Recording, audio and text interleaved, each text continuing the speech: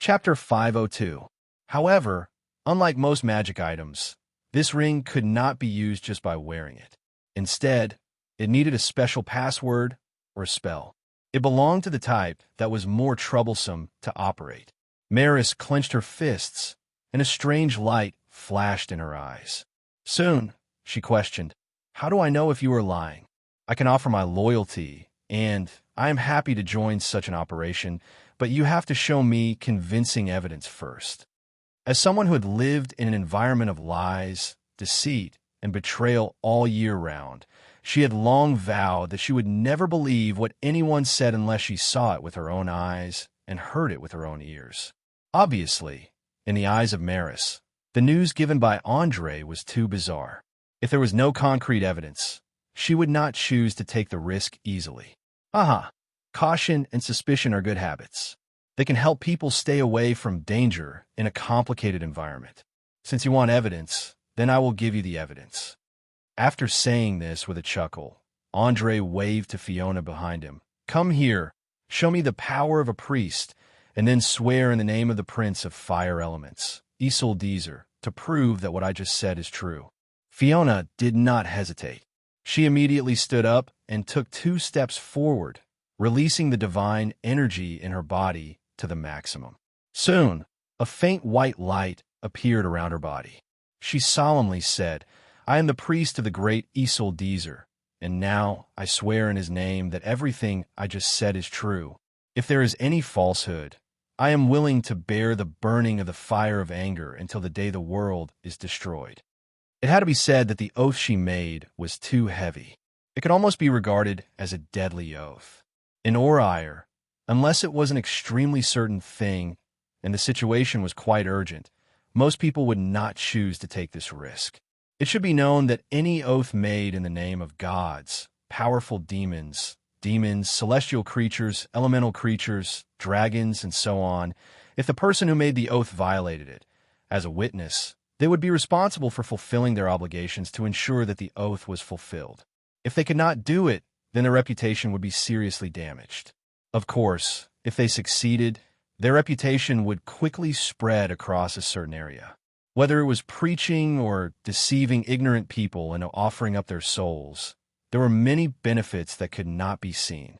Not to mention, there might be unexpected surprises in the whole process.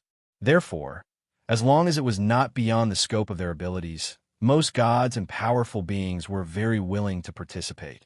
Obviously, no matter from which aspect, what Fiona did was enough to win the trust of anyone, not to mention that she was a priest. If she deceived Isoldezer, she would lose all her priest abilities in an instant, and it would not be surprising if she directly lost her life. Among all professions, priests were the most special. They seemed to be very powerful. They could wear heavy armor and hold weapons and shields to fight like warriors. They could also cast a variety of divine spells like mages. They could be said to be masters of both magic and martial arts. However, not all of these powers belonged to them. More than half of them were bestowed by the gods. This meant that as long as the gods wanted, they could take back the magic and the priest level at any time, anywhere, so priests would never dare to disrespect the gods they served. Maurice looked up and down at Fiona with a very surprised look and muttered to herself, "Oh, my God, what I see, a real priest." This was simply too unbelievable. I'm beginning to believe what she said just now. After all, a noble priest will not easily obey someone's leadership. As everyone knew, priests were the servants of the gods.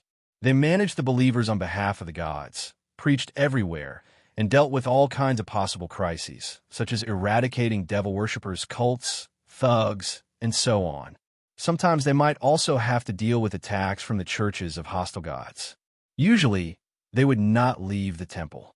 If you happened to see a traveling priest in the wild, then there was no doubt that he must be carrying out an important task. Maybe it was an order from the temple, or maybe it was a direct hint from the gods. Anyway, it was impossible for him to wander around for no reason. As a woman who was good at scheming, Maurice instantly thought of many possibilities. She did not know that Fiona was not a priest in the traditional sense at all, and Aesop Desser had never built any temples in the material world. This powerful fire elemental prince only wanted to burn, destroy, and the reverence of the mortals. Other than that, he wanted nothing else. All the believers and churches cherished by the gods were worthless to him. Seeing that his goal was finally achieved, Andre slightly raised the corner of his mouth, and a trace of imperceptible playfulness flashed across his eyes. He immediately urged, "So, can you make up your mind now? My patience is limited, and 5 minutes is almost up." After hesitating for a few seconds, Maurice quickly gritted her teeth and nodded hard. "I'll join, but there is a condition. You must promise that under no circumstances can you forcibly control me with a magic on the ring. Otherwise, I'd rather choose death." As a former holder, she was very clear about the power of the magic ring's two abilities. The first was to use a spell to completely control a person's thoughts and actions for a short period of time. The specific success depended on the target's will. Generally speaking, the stronger the will of the person, the stronger the resistance. Just like Mabel after going berserk, the success rate was basically 0. Moreover, this ability could only be used 3 times a day. After the controlled person woke up, he or she would remember the whole process. So if it cannot be used once and for all, it could not be used easily. The second was a bit similar to the suggestion spell. When using it, the target must stare at the gem on the ring and wait for the target to completely fall into a half-awake state before giving the order clearly. In this way, the person who was hypnotized would subconsciously act according to the order after waking up, completely forgetting the fact that he or she was hypnotized. Although it was very troublesome to operate, the second was obviously more practical and safer than the first. At the same time, it was also more dangerous.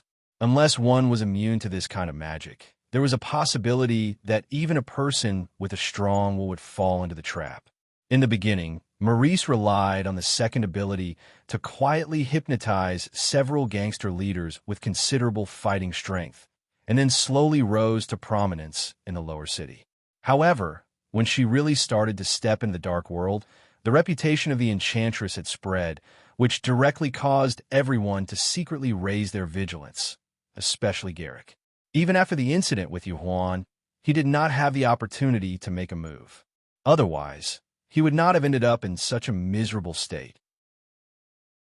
Chapter 503. Andre noticed a flash of fear in her eyes. He chuckled and spread his hands. Don't worry. I'm not as weak as you think. Besides, I need your wisdom and methods, not a puppet that only knows how to follow orders. Now tell me, what is the activation spell for the ring? I'm very curious. Magical items were originally invented for ease of use, but why did the creator add a language trigger? Please don't treat me like a fool. You can have the spell, but you have to swear first. Maurice sneered. Obviously, she did not believe Andre's empty promise. She was afraid that she would be hit by the last spell of the day, just as she was about to say the spell. No problem. I swear in the name of Esau Desir that I will never use any form of magic to control your thoughts. If I go against it, I will die immediately. Andre didn't even think about it before coming up with a simple oath. Even though his tone was nonchalant, there was nothing to nitpick about the format of the oath. Maurice was not satisfied with this attitude. She purposely snorted, but still said, "The spell is arrow lace. Aim it at the person you want to control." Before she could finish, a strange smile appeared on Andre's face. He quickly raised the ring and said loudly, "Arrow lace song." In an instant, a strong red light shot out from the gemstone on the ring and accurately hit Maris, who was completely unprepared. It was as if she had been struck by lightning. Her entire body shook violently, and then she stood motionless on the spot, as if she had lost her soul. The power is not bad. There is no resistance at all. Looks like it should be a level 3 arcane spell, berserk charm, and not a level 1 charm human. Andre muttered to himself as he stroked the gem on the ring. Soon, he came in front of Maurice. He calmly wiped the dust off the gem, then held it in front of Maurice's eyes. He whispered, "Stare at it. Don't blink for a moment." Maurice, who had completely turned into a puppet under the control of the spell, had no ability to resist. She immediately widened her eyes and stared at the gemstone without blinking. After a few minutes, her eyelids started to droop, and her body started to sway from side to side. She looked like she could fall asleep at any time. Seeing that the hypnosis had succeeded, Andre could not help but chuckle and shake his head. He sighed. So that's how it is. This magic ring needs two abilities to work together to maximize its power. The incantation itself is a hint to start, and the spell is to ensure that the hypnosis process will not be interrupted. The real key is still the gem itself. Interesting. How interesting. The creator must have been a great mage with an imaginative way of thinking, and it was very likely that he was an enchantment specialist. Low-level mages would not have such good craftsmanship. However, now is not the time for research. Let's deal with this little problem first. As he spoke, he stared at the woman's lifeless eyes and began to give her hints. Maris, I now ask you to forget everything you have just said, save the fact that you are my servant.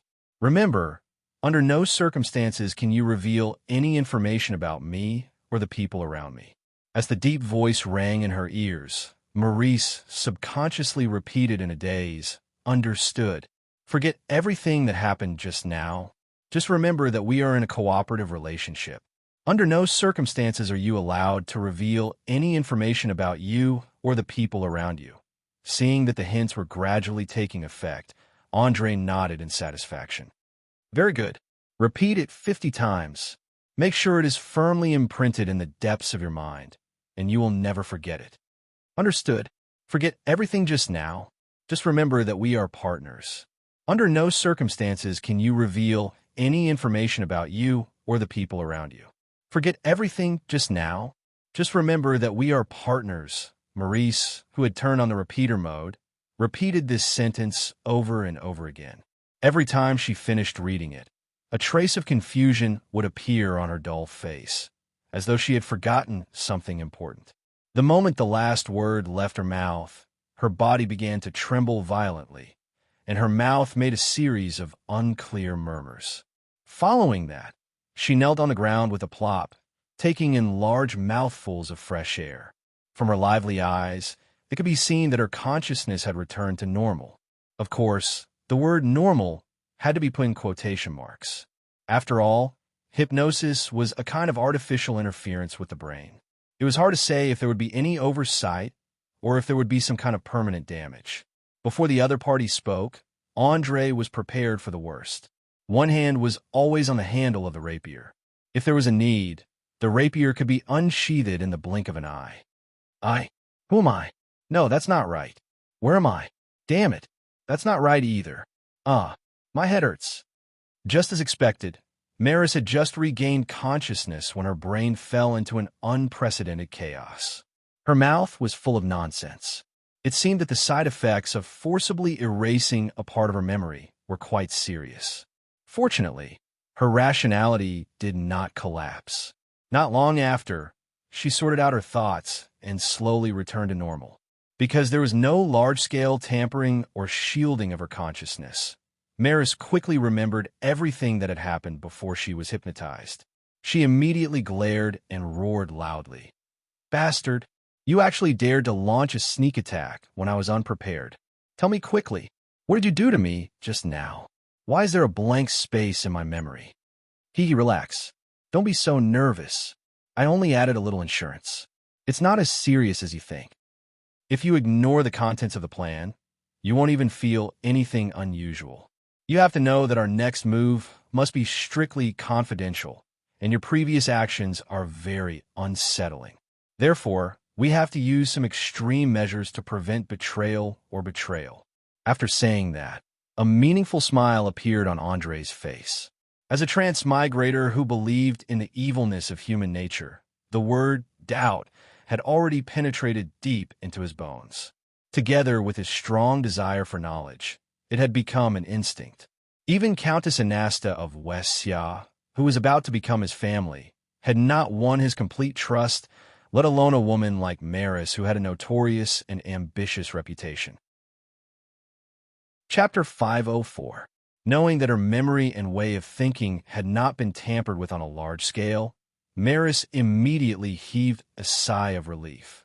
However, she still continued to criticize. Damn it, You forcefully deleted my memory just because of this?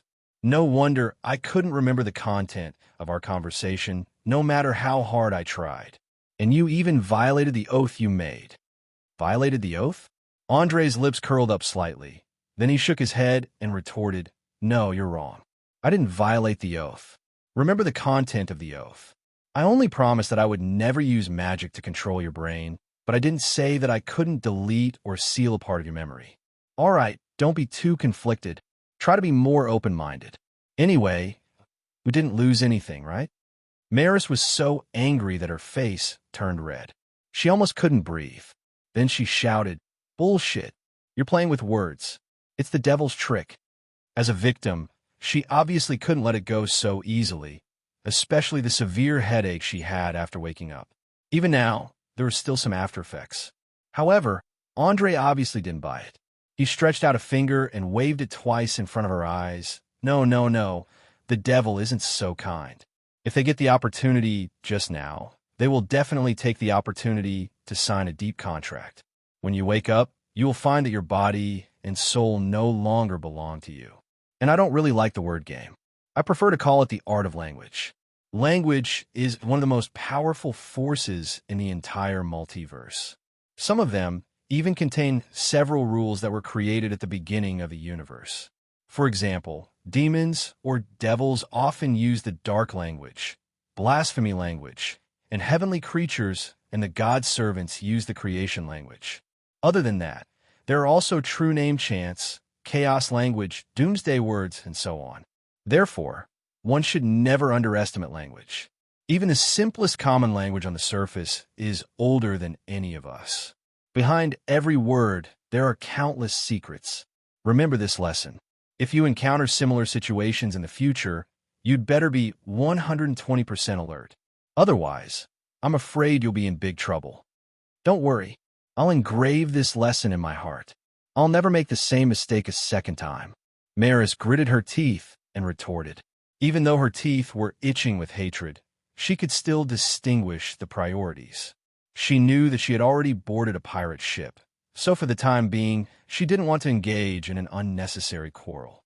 Of course, more importantly, she had originally planned to be a double-sided spy, reaping benefit from both sides at the same time. Anyway, in the end, as long as she chose to stand behind the stronger side and destroy all the evidence with lightning speed, she would naturally be able to cover up the truth and even enjoy the fruits of victory. As for things like loyalty, they never existed in the first place. The underground world of Allen City was filled with all sorts of schemes, betrayals, assassinations, poisons, kidnappings, threats, and abductions. As the saying goes, men are loyal because the stakes of betrayal are too low. Women are chaste because they are not tempted enough. In this city of sin, everything, including human life, was clearly priced. Not to mention the illusory loyalty. Even parents, spouses, and children could be sold. As a woman who lived in the lawless zone, Maurice never had the habit of putting all her eggs in one basket.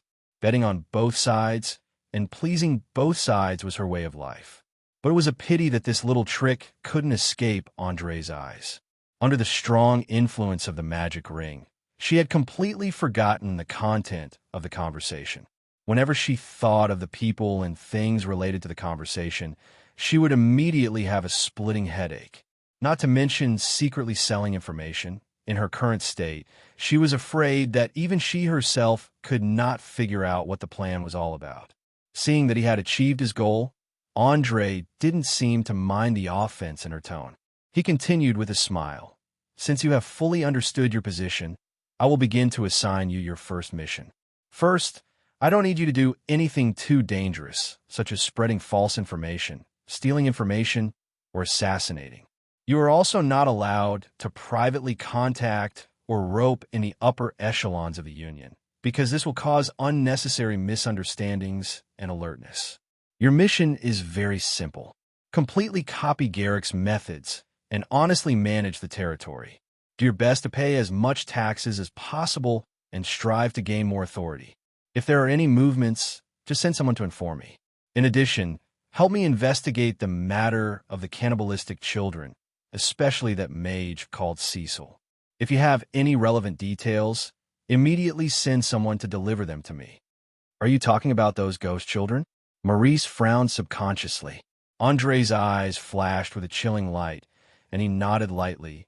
Yes, I want to know who is behind this matter, especially the upper echelons of the underground union. How many of them are involved, and how many of them are against it? Remember, everything has to be done in secret. Don't let anyone get hold of any information that can be used against you. If there are any major discoveries, or if the situation is dangerous, you must definitely come to me immediately. This isn't a joke, and neither is it an alarmist talk. I have a premonition that this special magic potion isn't as simple as it seems on the surface. There must be a shocking secret plan hidden behind it. After hearing this, Maurice instantly made a series of associations. At the same time, some horrible scenes appeared in her mind. She subconsciously shivered, but quickly replied in a low voice, "Understood. I will act cautiously. But for the time being, it's best that you don't hold too much hope." This level of secret isn't something that an ordinary leader can come into contact with. I reckon that even Garrick doesn't know anything about it. According to rumors, all the Ghost Children's potions sold in the market come from the Thornbird Guild. Every once in a while, they will hold a small auction, and only those who have received an invitation can participate. If you're interested, it's best to give it a try. Who knows, you might be able to obtain a lot of useful information. But there's one thing I have to say in advance, and that is, don't drag me into this. Without a doubt, she knew of some rumors related to the potion. She also knew that behind the whole thing, there was an intricate and complicated relationship of interests. There's also a huge force that could crush her to pieces, so she didn't want to get involved. Otherwise, she might be overthrown by that terrifying force at any moment. Chapter 505. In fact, those who could survive in the lawless areas for more than 3 years had sharp intuition and a strong sense of reverence. They knew what kind of people they couldn't provoke and what kind of things they couldn't participate in. Otherwise, they would be met with a fatal disaster. In many movies, TV series, and stories, there were those gang leaders who would fight to the death with their enemies over trivial matters. Usually, they wouldn't live for long. In the end, they didn't die at the hands of their enemies. Instead, they would be stabbed in the heart by a dagger that came from beside them. The reason was simple. They lacked a sense of reverence and didn't know how to restrain themselves and keep a low profile. The purpose of a gang's existence was to make money. If the gang leader only cared about causing trouble everywhere, then his income would be pitifully small. The result would be that he would be quickly killed by his own subordinates and replaced with a new leader who had the ability to lead everyone to riches. It was clear that Maurice was a person with a sense of reverence and wasn't willing to get involved in matters beyond her abilities. If it weren't for the fear of being silenced, she wouldn't have even agreed to the previous cooperation. No problem. As long as you obediently complete the mission on time, I guarantee that your identity won't be known by outsiders. At the same time, I'll provide you with a certain degree of support, such as financial help, or help you get rid of more troublesome enemies. But you have to remember your identity, because I only have one way of dealing with traitors, and it's rather cruel. No smart person would want to try it. Now tell me, are you a smart person? Andre wasn't an idiot. He could see the resistance and rejection in her every action, so he purposely acted very forcefully and didn't hesitate to use threats and intimidation. Ever since he made up his mind to seize control of the Sardinia Islands, he had been constantly perfecting his plan of subversion. This ambitious woman in front of him was a crucial part of it, and he couldn't afford any mistakes. It had to be known that there were actually 2 different systems of power hidden in the chaotic nature of Valen City. One of them was the pirate group, led by Francis, who represented military force. The other was the 6 powerful underground guilds, who represented the economy. If he wanted to completely take control of this place, destroying the pirate alliance was one thing, but eradicating the underground guilds was equally important. Although Andre had no plans to take action against the guilds for the time being, he still had to plan a spy in advance to obtain the latest information. After all, rice had to be eaten one bite at a time. Before he dealt with the pirates, he had to create some trouble so that the leaders of the guilds wouldn't be able to fend for themselves. Under the pressure of Andre's sharp eyes, Maris felt tremendous pressure. She had no doubt that if she said no, she would be in trouble. Therefore, for the sake of her own safety, she replied without any hesitation, Of course, I'm a smart person. I definitely won't betray you and your plan to the pirates and underground guilds. Very good. I hope you remember what you said today. I hereby solemnly promise that as long as you remain loyal from the beginning to the end, when the plan succeeds, I'll give you a position that's not inferior to the leader of the 6 great underground guilds. After the threat, Andre began to promise benefits. He was very clear that purely relying on pressure to force the other party to obey him would not last long. Therefore, it was necessary to give her benefits. As the saying goes, a carrot in one hand and a stick in the other. This was the essence of the art of controlling. Without a doubt, Maris was a woman with a high desire for power.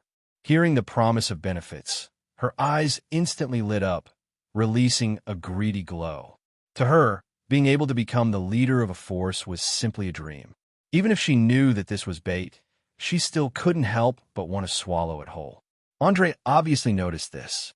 The corners of his mouth curled up slightly, and a barely noticeable smile appeared on his face. Following that, he extended a finger and lightly tapped on her forehead, directly activating the 3 daily healing of minor injuries on the amulet. Instantly, a strong white light flashed, and the face that was so swollen that her facial features couldn't be seen clearly, as well as the broken bridge of her nose. In the blink of an eye, she had more or less recovered. Although it was still a little red and swollen, it no longer affected her beauty. This is a healing divine spell? You're also a priest? Maris stroked the skin on her face, an expression of disbelief on her face. At the same time, she secretly glanced at Fiona, who was sitting to the side and taking care of her brother. One had to know that priests were a scarce resource in Valen City, including the trainee priests who could only use rank 0 divine spells. There were less than 10 of them. Now that 2 more had suddenly appeared, anyone with a passing IQ would have a lot of associations. For example, a certain church had set their sights on the Sardinia Islands, or perhaps they were carrying out some secret activities. That's right, this is indeed a standard rank 1 divine spell. As for whether I'm a priest or not, I can't tell you right now. Now put on your clothes and do what you need to do. Don't forget to send half of Garrick's assets over by noon tomorrow. I plan to open a blacksmith shop to deceive people. Oh, that's right. While you're at it, help me inquire about a woman called Clarissa. She's about 30 years old and has a head of short silver-white hair. If nothing unexpected happens, she's living somewhere in the lower city. After saying that, Andre purposely put on a mysterious appearance, unwilling to reveal another word. In reality, Clarissa was none other than the daughter of the expert who had deciphered Johannes Richardner's manuscript. According to the information provided by Kent the Sea Wolf, this woman had been constantly changing her address ever since her father was killed, afraid that she would follow in his footsteps. So you're the blacksmith that Mabel mentioned who can forge magical weapons. All right, once I've taken control of the territory, I'll immediately send someone to look for you. If there's nothing else, I'll take my leave. There are still many hoodlums loyal to Garrick outside that need to be dealt with. Seeing that she couldn't get any more useful information out of Garrick, Maris quickly picked up the clothes on the ground and put them on. She then cruelly cut off Garrick's head and held it tightly in her hands with her pants. She pushed open the door and walked out of the room, dark red blood dripping everywhere.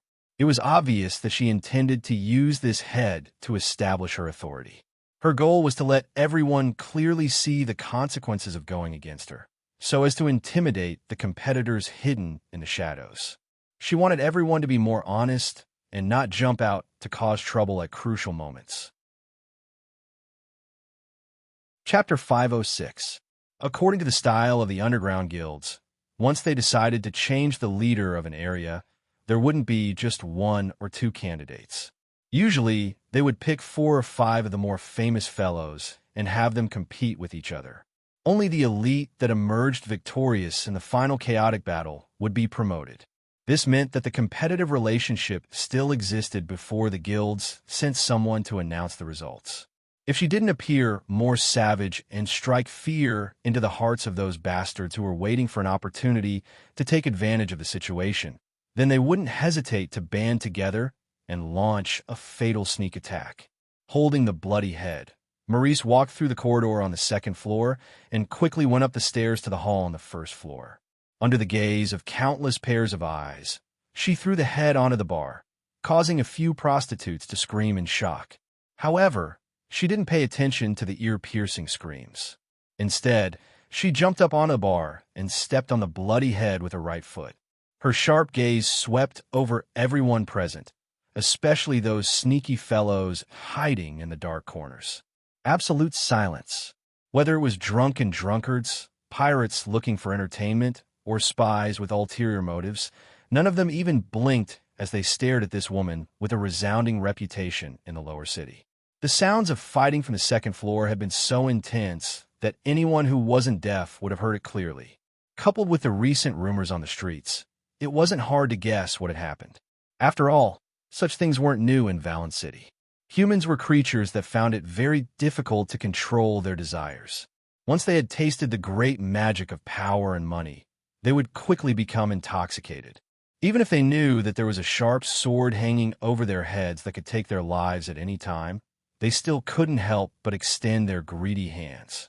Anyone who became the leader of an underground guild would more or less control a portion of their territory based on their strength.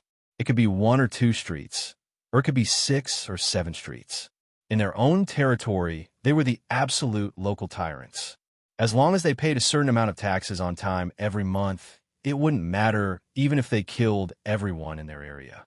Think about it. If someone enjoyed the treatment of a privileged class for a long period of time, what would happen next? It was very simple.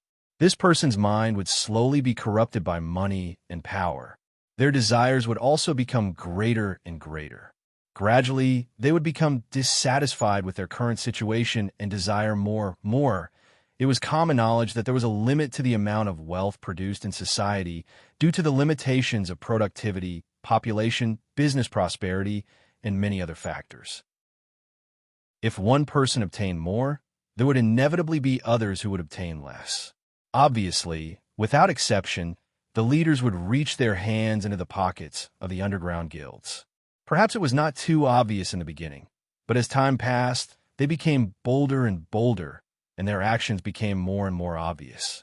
When the taxes were reduced to a certain level, or when their strength exceeded the warning line, the underground guilds would clean them up and at the same time support a new leader to replace them. Iron Fist, Garrick had already ruled the nearby streets for more than 10 years. He had long been unwilling to hand over more than half of his profits to the guild every month. Therefore, he had been secretly accumulating strength, planning to find an opportunity to become independent. However, it was a pity that he had done a terrible job of keeping secrets. Even many drunkards knew that he was secretly running his own small business, and he had not even paid a single cent of taxes. Therefore, his ending today was not unexpected. In fact, everyone in the tavern did not care about whether he lived or died. These people were concerned about whether there would be any changes to the various rules after the new leader took over. For example, what could be done, what could not be done, the proportion of taxes that needed to be paid when doing business, and so on. As everyone had different preferences and personalities, they did not want to accidentally violate the taboo of the new leader. Looking at the fearful and shocked eyes below, Maurice felt a sense of satisfaction that she had never felt before. She deliberately raised her chin and put on an arrogant posture. Using a condescending tone, she said, "I believe that all of you have seen it. This is Garrick's head. According to the rules set by the guild from today onwards, everything that he has, including territory, property, power, and even women, will be completely inherited by me. If anyone is not satisfied, you can stand up now. I will give you a fair chance to challenge me. But if there are no objections after I finish my speech, then I will take it as your acknowledgement that I am the new ruler of these streets. If anyone dares to do anything sneaky behind my back, don't blame me for being ruthless. You must know that I am a woman. Many ruthless methods that are inconvenient for men to use. I can use them without any psychological burden. Therefore, before you make your choice, you better think about your family and friends. Don't let them become the victims of foolish actions. All right, that's all I have to say. Now, I will give you 1 minute to consider. After 1 minute, those who do not intend to be my enemy will obediently keep their mouths shut. As for those who want to take advantage of the situation, please prepare your weapons, because only one of us can walk out of the tavern alive.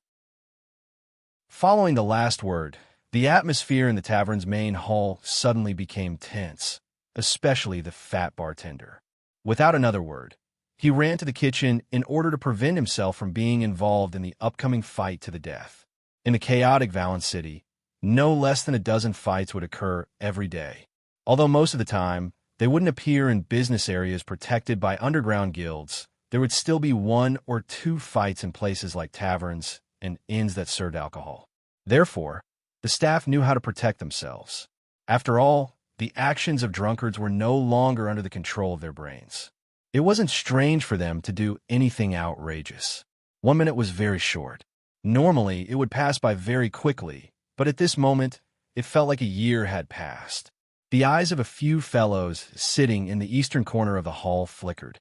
From their expressions, it was clear that they were having an intense struggle in their hearts. One of them even tightly gripped the inverted knife at his waist, looking like he could stand up and attack at any moment. Just as his butt left the chair, a man in the other corner stood up first and shouted with a nasty smile, "I don't accept this. You're just a woman, and you dare say such arrogant words. Do you think that everyone doesn't know that you killed Garrick with a scheme?" Chapter 507. Heavy Hammer. Inigo Crom. Just as I expected, you couldn't help but be the first to jump out. Maurice narrowed her eyes, a cold smile immediately appearing on her face. As an ambitious schemer who schemed to obtain territory, she had long since secretly investigated those who could potentially become her opponents, and this man in front of her was the most flamboyant and arrogant of them all. He, since you've heard of my name, you must know of my strength. Seeing that you're a woman, as long as you kneel down and offer me Garrick's head, I'll magnanimously allow you to continue living like a bitch. If you don't know how to appreciate my kindness, then this hammer will let you know what regret is. Saying this, Inigo Crom viciously slammed the 20 kilograms hammer in his hand onto the table beside him. Everyone only heard a loud bang as the table shattered, which shavings and plates flew everywhere, and a few unlucky fellows at the front were affected. Wounds appeared on their faces and arms, and the unluckier ones even had wood shavings piercing into their flesh. They screamed as they quickly fled the scene. There was no doubt that he was showing off his extraordinary physique to Maurice, especially the exaggerated muscles on his chest. At first glance, one could tell that it was filled with explosive power.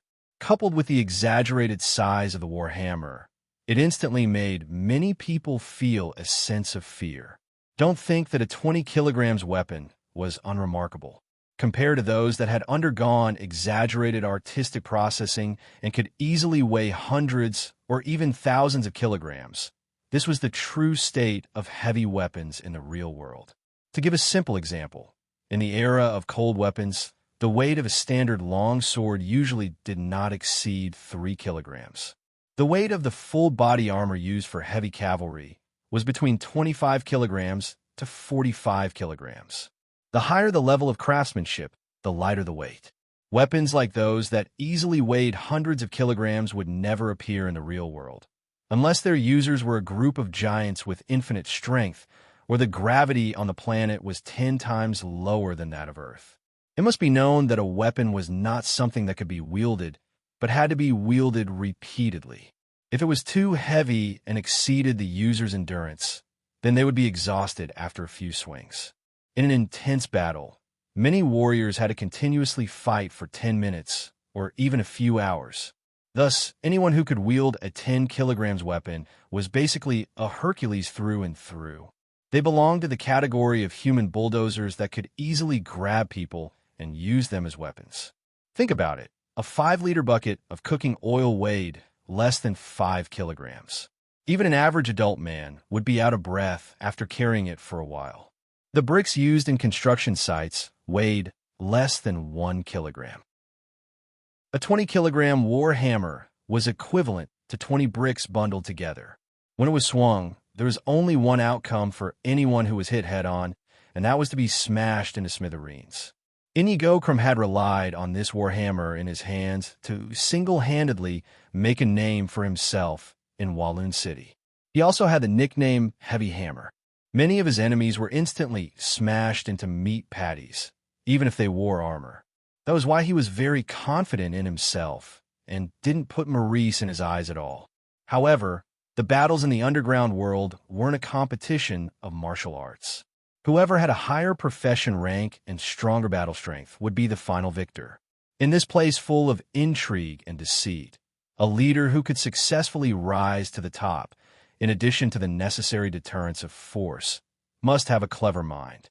After all, most of the time, crafty schemes were far more terrifying than violent methods.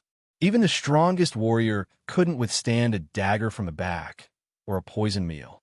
Obviously, Maurice, who was known as the Enchantress, was well versed in this. She calmly stroked her hair and looked at the majestic man in front of her with a playful expression. Soon, she let out a mocking laugh. Ha ha ha ha ha! You really are as stupid and conceited as the rumors say. But it doesn't matter.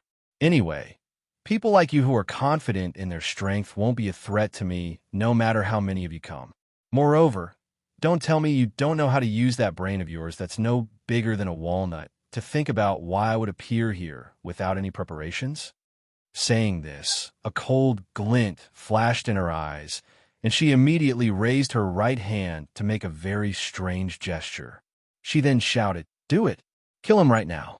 Just as she finished speaking, a young man following behind Inigo suddenly trembled. A mere second later, his eyes fell into a lifeless state. At the same time, he quickly pulled out the dagger he carried with him, and without another word, stabbed into the back of his boss's waist. Along with a blood-curdling scream. The sharp blade, emitting a black glow, had completely sunk into the body, causing great damage to the left kidney. Dark red blood continuously flowed out from the wound. Judging from the faint stench in the air, the dagger must have been smeared with lethal poison. Bastard! Ulick, you actually dared to betray me. The furious Inigo quickly turned around as soon as he reacted. He tightly grabbed the young man's neck and lifted him up from the ground, his expression full of pain and disbelief. Anyone who wasn't an idiot could tell that this powerful warrior known as Hammer had been plotted against. If nothing unexpected happened, he would soon die from the poison. It had to be known that the Sardinia Islands were not Lincoln City.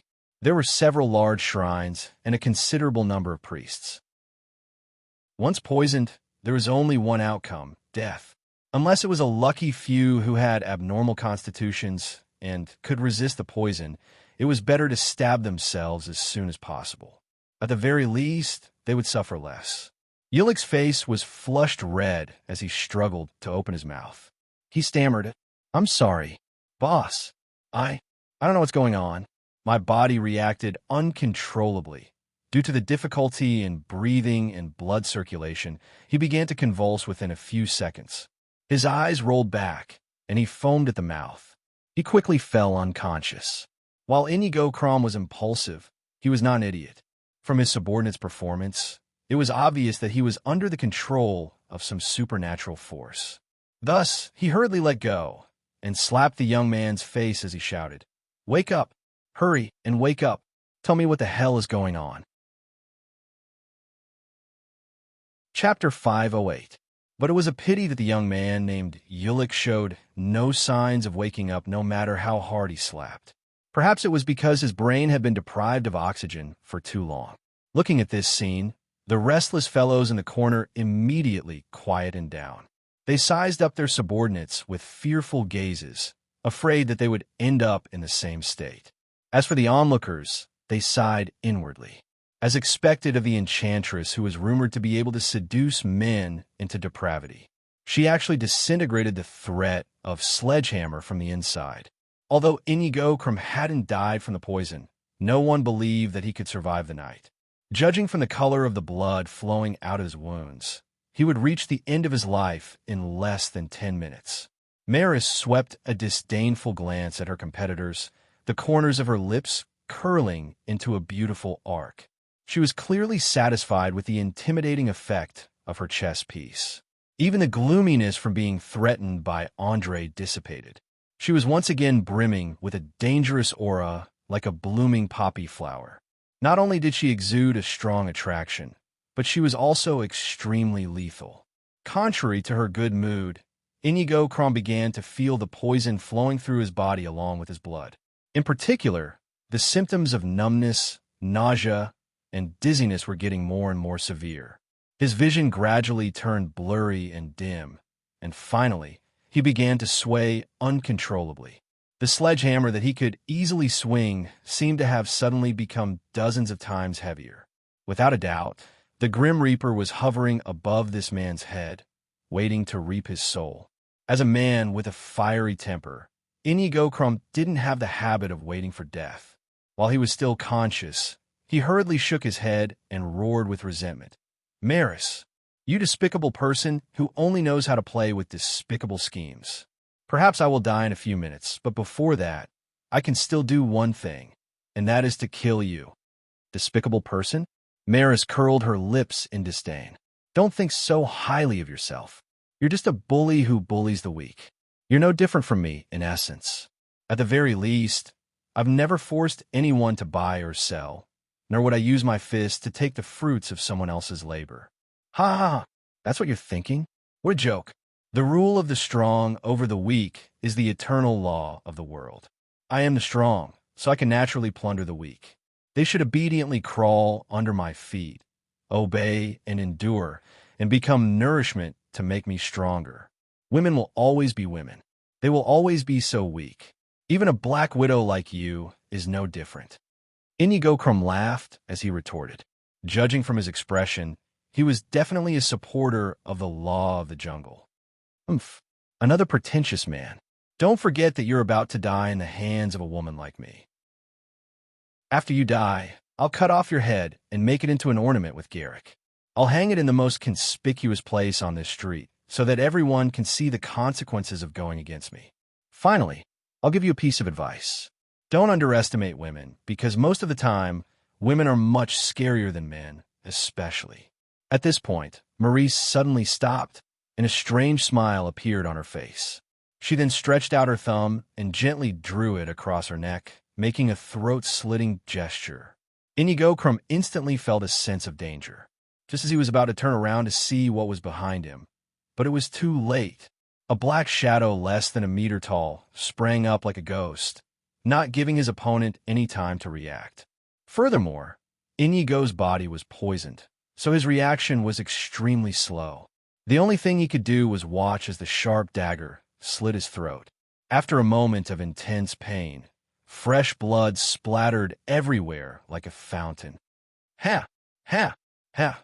Inigo Krom, whose throat was blocked by blood, tried his best to cover his neck. He let out short, strange sounds that made one's hair stand on end. Not long after, he knelt on the ground, twitching nonstop as he slowly died. Aha, did you see that? This is the result of looking down on women. Now that my dear Mr. Heavy Hammer has reunited with Iron Fist, who else wants to follow in their footsteps? Maurice was clearly an expert at creating an atmosphere. She immediately made use of Inigo, who had just died, to continue intimidating her competitors, attempting to leave a shadow of fear in their hearts. This way, they would not dare to casually issue challenges, and it would be easier for them to take over their territory. Just as a scholar had once said, killing and death might not be the best way to solve problems, but it was undoubtedly the fastest and most effective method. Unless the other party was a group of lunatics who did not care about their own lives, they would all retreat. After all, the fear of death was in everyone's nature. Even the bravest warrior could not avoid this. The tragic death of Heavy Hammer, Inigo Krom, was undoubtedly a wake-up call to the restless fellows in the hall. The young man named Ulick, in particular, sent chills down their spines. All they could think about was whether or not they had subordinates who had been unknowingly controlled like this. In just a few minutes, suspicion, jealousy, estrangement, wariness, all sorts of feelings of distrust began to spread rapidly, causing this loose alliance that was originally filled with hostility to crumble. Everyone sat in their chairs and looked at each other, not daring to make a sound for a long time. Maurice's outstanding use of strategy and psychological tactics had completely eliminated all potential threats by activating a chess piece that she had set up in advance. It was likely that these people had a severe shadow in their hearts, and they would not dare to make any provocative moves for a long time. Even though the halfling thief Podia had helped at the last moment, it was undeniable that Maurice was the one who was in control of everything. A woman's meticulous observation skills and accurate intuition had been fully utilized. It was hard to imagine that she was only in her early 20s. In many places, girls of her age were still dreaming of having a Prince Charming, imagining that one day some young and handsome prince or nobleman would fall in love with them, take them as his wife, and live a rich and happy life. However, Maurice had already used her own efforts to successfully kill off a powerful guild leader, becoming the uncrowned king of the surrounding streets.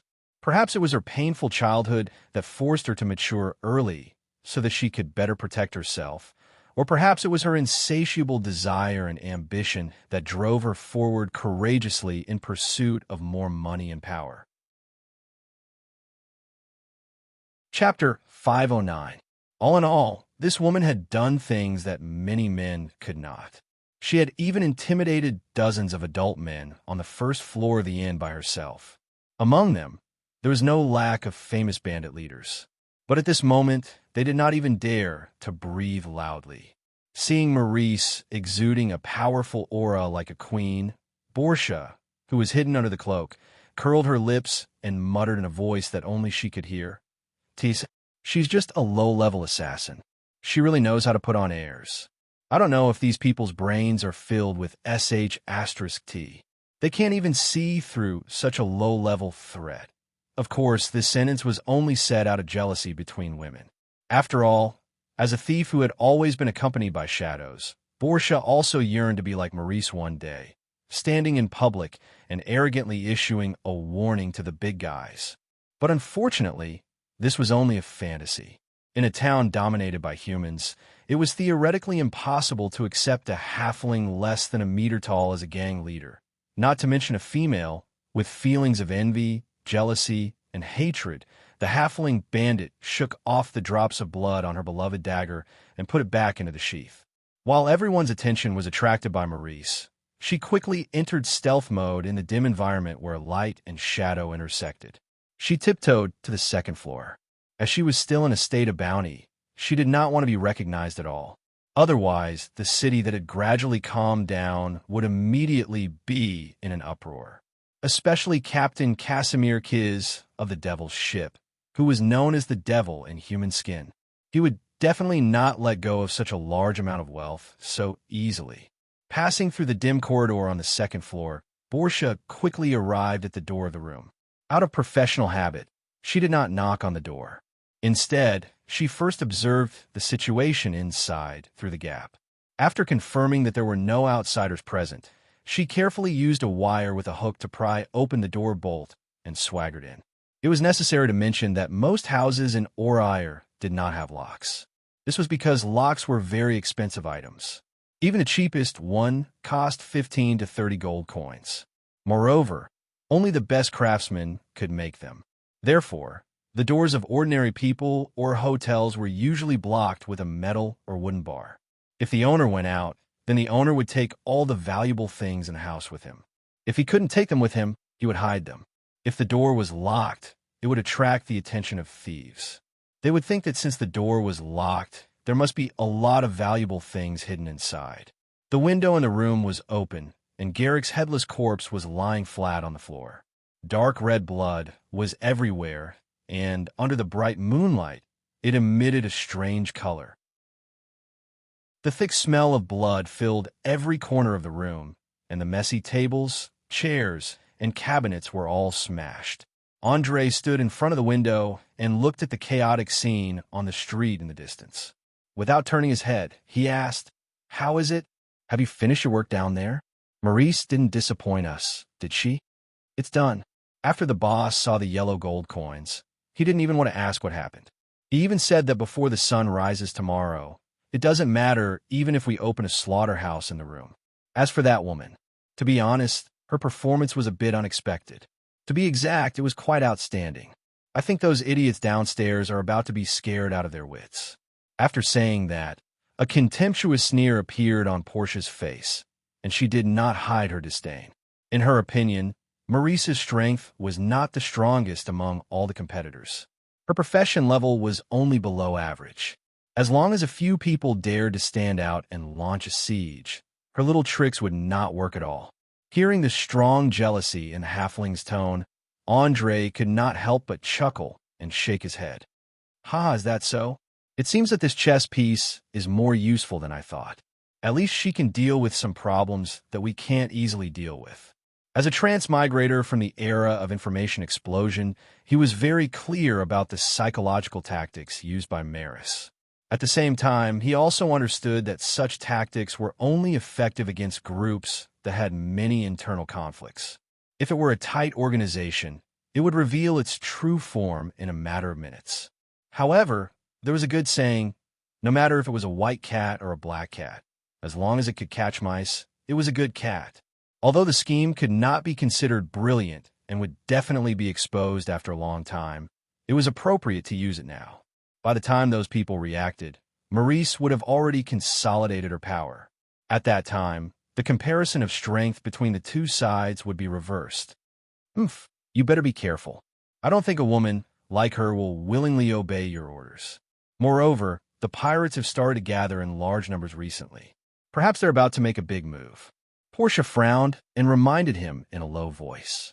As a thief who had lived in a dangerous environment for a long time, she could instinctively feel that the atmosphere in Valen City had become especially tense, especially with the increasing number of pirate ships docked in the bay. Even the famous captains were being recruited. Don't worry, Maurice won't be able to escape my control in the short term. Moreover, I won't give her the opportunity or time to accumulate strength. As for the sudden gathering of pirates, it's because they're about to carry out a big plan. It will break the framework of power in the southern seas. Perhaps to some people, expansion is equivalent to annihilation, but to me, it's not a bad thing. In reality, the effects of hypnosis and suggestion weren't permanent. To be specific, it could be described in 4 words. It varied from person to person. Some people with weak willpower would be immersed in the shadows for their entire lives, unable to break free. However, some people with strong self-awareness would only need a few years or even a few months to gradually weaken the effects of the suggestion. Andre might not know how long it would take for Maurice to break free from the seal of her memories, but he was certain that she wasn't one of those people with weak willpower. Moreover, the temptation of the pirates to join the trade war was not only not detrimental to the following plan, but would also bring countless benefits. First of all, the large amounts of food and daily necessities that would undoubtedly make a huge profit. Secondly, after the trade was sealed, countless industries that relied on the sea for a living would encounter an unprecedented disaster. The chain reaction that would follow could be described as an avalanche. Chapter 510. At that time, countless bankrupt and debt-ridden merchants, commoners, and craftsmen would lose their jobs and become unstable elements in society. If someone offered to hire them at this time, it was believed that whether it was the nobles or the merchants who were afraid of riots that would cause damage to their properties, they would all stand up and applaud. It just so happened that Andre's territory needed a large amount of manpower and talents to develop. Abner, as the chief of internal affairs, would definitely not miss out on something that could increase his reputation and also gain benefits.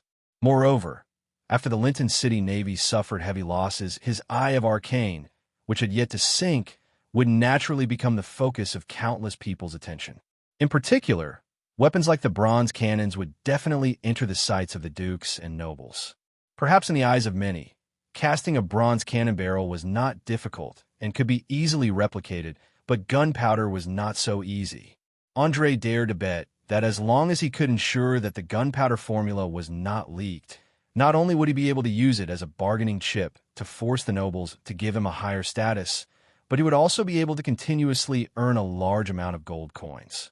In any case, as long as he built a secret underground gunpowder workshop, he would be able to easily satisfy the other party's appetite. After all, bronze was not a cheap metal. It represented the lowest level of trading currency. The cost of a cannon was about 1,600 to 2,000 gold coins, and a warship or armed merchant ship would be equipped with at least 8 to 16 cannons. Families that were not wealthy enough would not be able to afford it. In addition, the price of gunpowder was similarly uncertain. Due to the production of saltpeter and sulfur, as well as the raw materials required for purification, a single load of gunpowder would cost about 5 silver coins to 1 gold coin. One should not think that this was a small amount. It should be known that the accuracy of cannon battles at sea was usually not too high. To be precise, it was terrible. Unless the enemy was very close, at least dozens of shots would be needed to hit the target every time. As for sinking the enemy, it also depended on the tonnage of the ship. Generally speaking, the larger the ship, the harder it was to sink. Even if the lowest price was 5 silver coins per shot, 10 shots would cost more than 4 gold coins, and 100 shots would cost more than 40 gold coins. This was only the cost of 1 cannon and 1 naval battle. If it was a large-scale naval battle, it would probably cost more than tens of thousands or even hundreds of thousands of gold coins of gunpowder. It was completely equivalent to burning money. Just like what a philosopher once said, war was all about economics and logistics, especially after entering the age of firearms. This change was especially obvious. Every time the soldiers fired a bullet or an artillery shell, they had to spend a lot of money. If they didn't have enough money to support them, they would be completely defeated because of the lack of ammunition even before the battle with the enemy was over. Of course, these were only the cost prices. Andre planned to learn from certain superpower on Earth that made a fortune by selling armaments. He planned to multiply the price by 5 or add a 0. Otherwise, how could he face himself? Apart from the 4 dukes and less than 10 nobles, no one else in Lincoln City could afford it. A medium-sized gunpowder workshop was more than enough to satisfy their needs. He had even thought of digging a cellar in a relatively hidden location in Turith Valley and using the corpses of orcs, goblins, and kobolds to create some corpses for labor. If anyone dared to barge in, the undead, controlled by magic, would immediately ignite the black gunpowder piled up inside. At that time, not to mention stealing information, even the intruder's own life would be in danger. Moreover, all the information would disappear completely with the scorching flames, shock waves, and roars. Aurère's relatively backward productivity and various supernatural powers determined that it was impossible for it to follow the path of natural technology like Earth. Therefore, things like gunpowder weapons could never be developed to the same extent as on Earth, because it was not the only choice. Compared to magic and divine arts that had a wider range of uses, gunpowder had too much investment and too many limitations. It was destined to only be a substitute for a ballista. In the end, Andre could still wait for Lincoln City's navy to suffer heavy losses and use the Eye of Arcane as a bargaining chip to obtain the role of the fleet's commander-in-chief. He could then lead the gunships to victory in this trade war and secretly control the pirates of the Sardinia Islands to put on a show. He could use indisputable military achievements to obtain the recognition of the nobles and merchants, obtaining a higher status and power, and prepare for the upcoming collision in the future. Since there were so many benefits, he naturally would not stop the actions of the pirates. After all, most of the warships that were sunk had nothing to do with him, and he could also ruthlessly strike a blow to the arrogance of the pro-war faction. Why not? He would not forget what the Blood Marquis Kyrgyz had done to him. He was even prepared to join forces with the conservative faction to uproot the other party's entire family after returning this time. He would use blood, destruction, and death to establish an awe-inspiring reputation. Hey, I say, how long do you plan to stay here for? The smell of blood in the house stinks. Just after Andre stood in place and fell into deep thought, Portia finally could not bear the increasingly strong smell and shouted while pinching her nose. Garrick's headless corpse had been lying on the floor for more than an hour. According to the hot environmental temperature in the south, it had now begun to be decomposed by active bacteria, emitting a faint corpse smell. Although it was not particularly obvious, it was already quite obvious to people with a sensitive sense of smell. Andre, who came back to his senses, glanced at the young man who was still unconscious, shook his head helplessly, and explained, "I originally planned to wait for Mabel to wake up, but it seems that he won't wake up for a day. How about this? Do you know if there are any houses for sale nearby? We can buy it as a temporary residence. It's best if it's not too small. Otherwise, we can't transform it into a blacksmith shop. If you want to buy a house, I personally think it's best to be a little further away from hotels or taverns. Otherwise, just dealing with drunkards who are as drunk as mud can annoy people to death. Not to mention those thieves with dirty hands and feet. I personally suggest an old house a few streets away should be pretty good. That place used to be an abandoned warehouse, but it's big enough to completely meet your requirements." As the famous king of thieves in Valence City, Portia was as familiar with the entire city's topography as her own backyard. She easily came up with a good choice. Then what are we waiting for? Let's go take a look now. I hope it's not too expensive. I don't have much cash left on me," Andre said as he touched his slightly shriveled money pouch, a trace of a bitter smile appearing on his face. Chapter 511. Fiona, who had been taking care of her brother all this time, suddenly turned around when she heard Andre's words. She held up a piece of parchment with a complicated seal. "Don't worry about the money. I just found this on my brother's body. If I'm not wrong, it should be a bill of exchange from some merchant guild." "Oh, let me see." The quick-witted Portia quickly jumped up and snatched the bill of exchange. She opened her eyes wide and carefully examined the symbol and password on it. Soon, she started laughing loudly. "Ha! 15 bills of exchange from the Willie Merchant Guild, 100 gold coins each. If I'm not wrong, this should be part of the payment for the goods. With this money, it won't be a problem to buy all the land near the warehouse. All right, now that the last problem has been solved, let's quickly leave this troublesome place and buy a house. Then we'll clean it up and get a good night's sleep. After an entire night of torment, I feel like all the bones in my body are about to fall apart." Andre rubbed his head and complained in a low voice. Although his body had been transformed by the fire elemental prince, Isoldezer, and was gradually breaking away from the category of ordinary people and approaching a pure half-elemental life form, the mental fatigue didn't disappear so easily. After all, he had first fought a battle of wits and courage with a wandering swordsman with superb swordsmanship. Then he came into contact with Seawolf Kent and learned about the existence of the secret organization Shadowweb. After entering Valence City, he still didn't have any time to rest. His brain was already in an overloaded state. What he needed now was a good rest and seriously sorting out his messy thoughts. "That's right. I haven't asked you why you suddenly ran to Valence City. Could it be that something happened on Turtle Island?" Portia finally noticed the crux of the problem and stared at the two people in question with suspicious eyes. Fiona felt a little guilty and hurriedly explained, "We were attacked by pirates. All the residents on the island were slaughtered. Only the two of us escaped under the cover of the night." "Pirates? The reason? Why would they suddenly attack a small island that posed no threat?" Portia had obviously inherited the exuberant curiosity of the halfling race and assumed a posture of wanting to get to the bottom of the matter. "I don't know. I don't know why they would do this." Fiona lowered her head and whispered. She was afraid that the other party would see through her.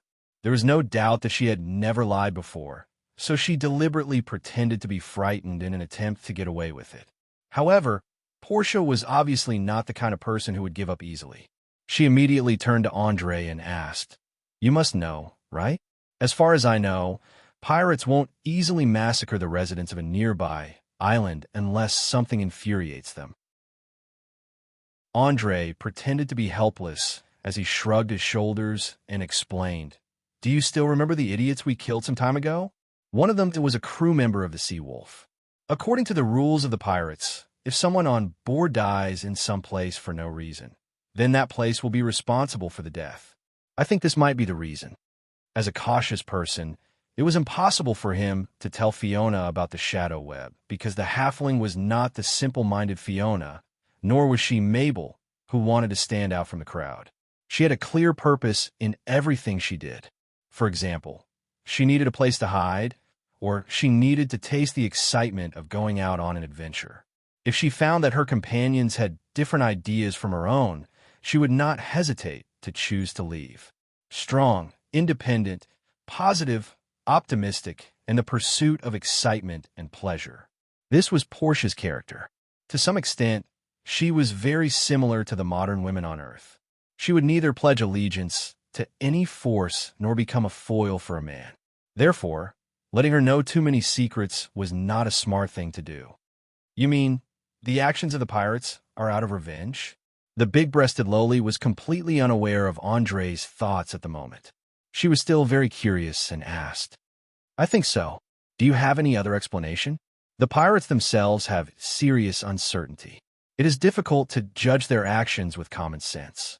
So since things have already happened, I think there is no need to continue to look at the motive. Instead, we should shift our attention to the results. What do you say? Andre calmly changed the topic.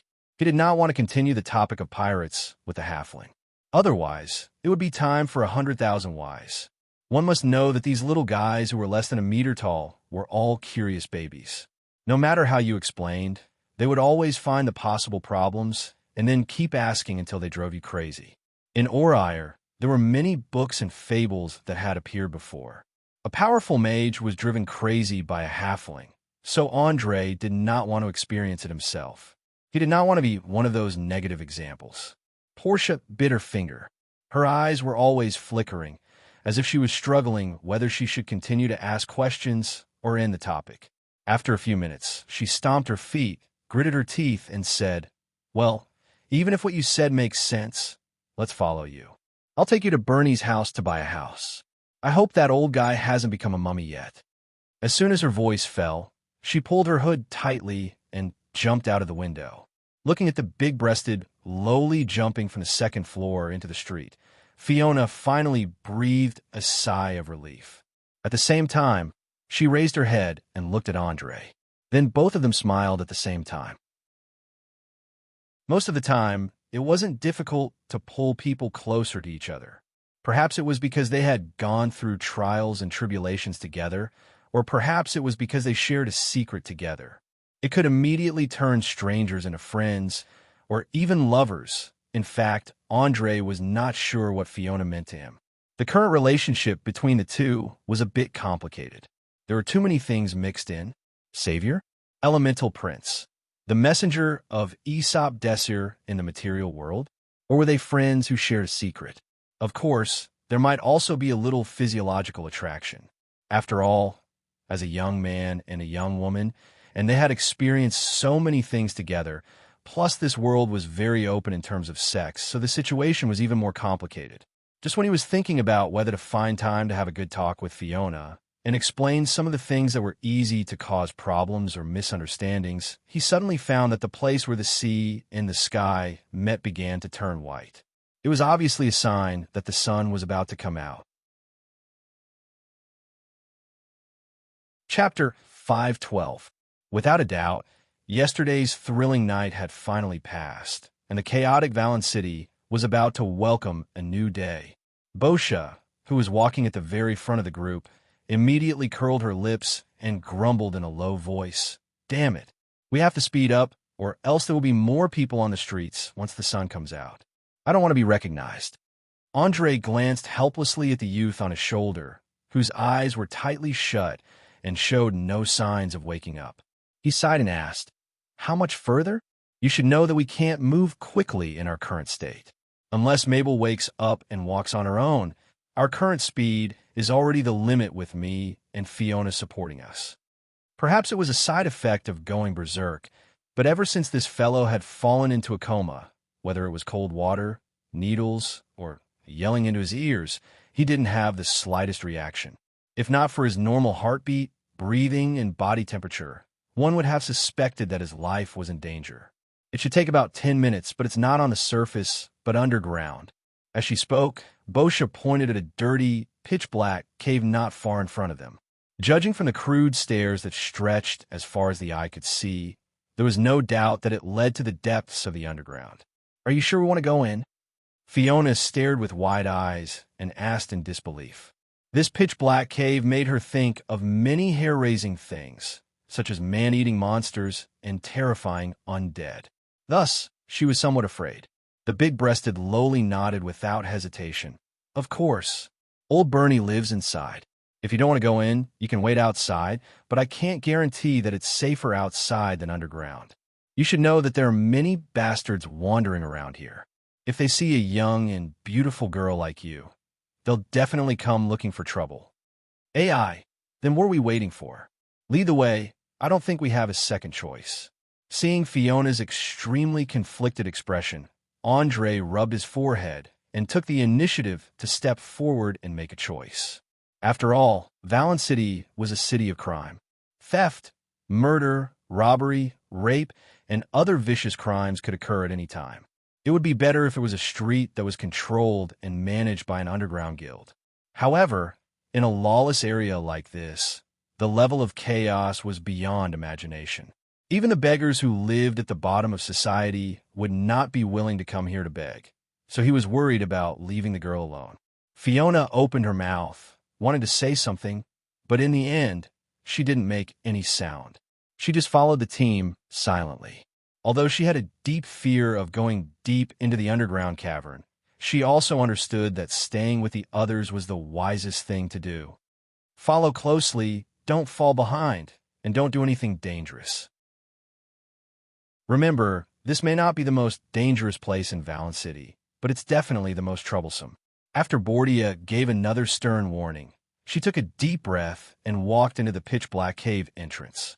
The others hurriedly followed her and disappeared into the tunnel after a short while.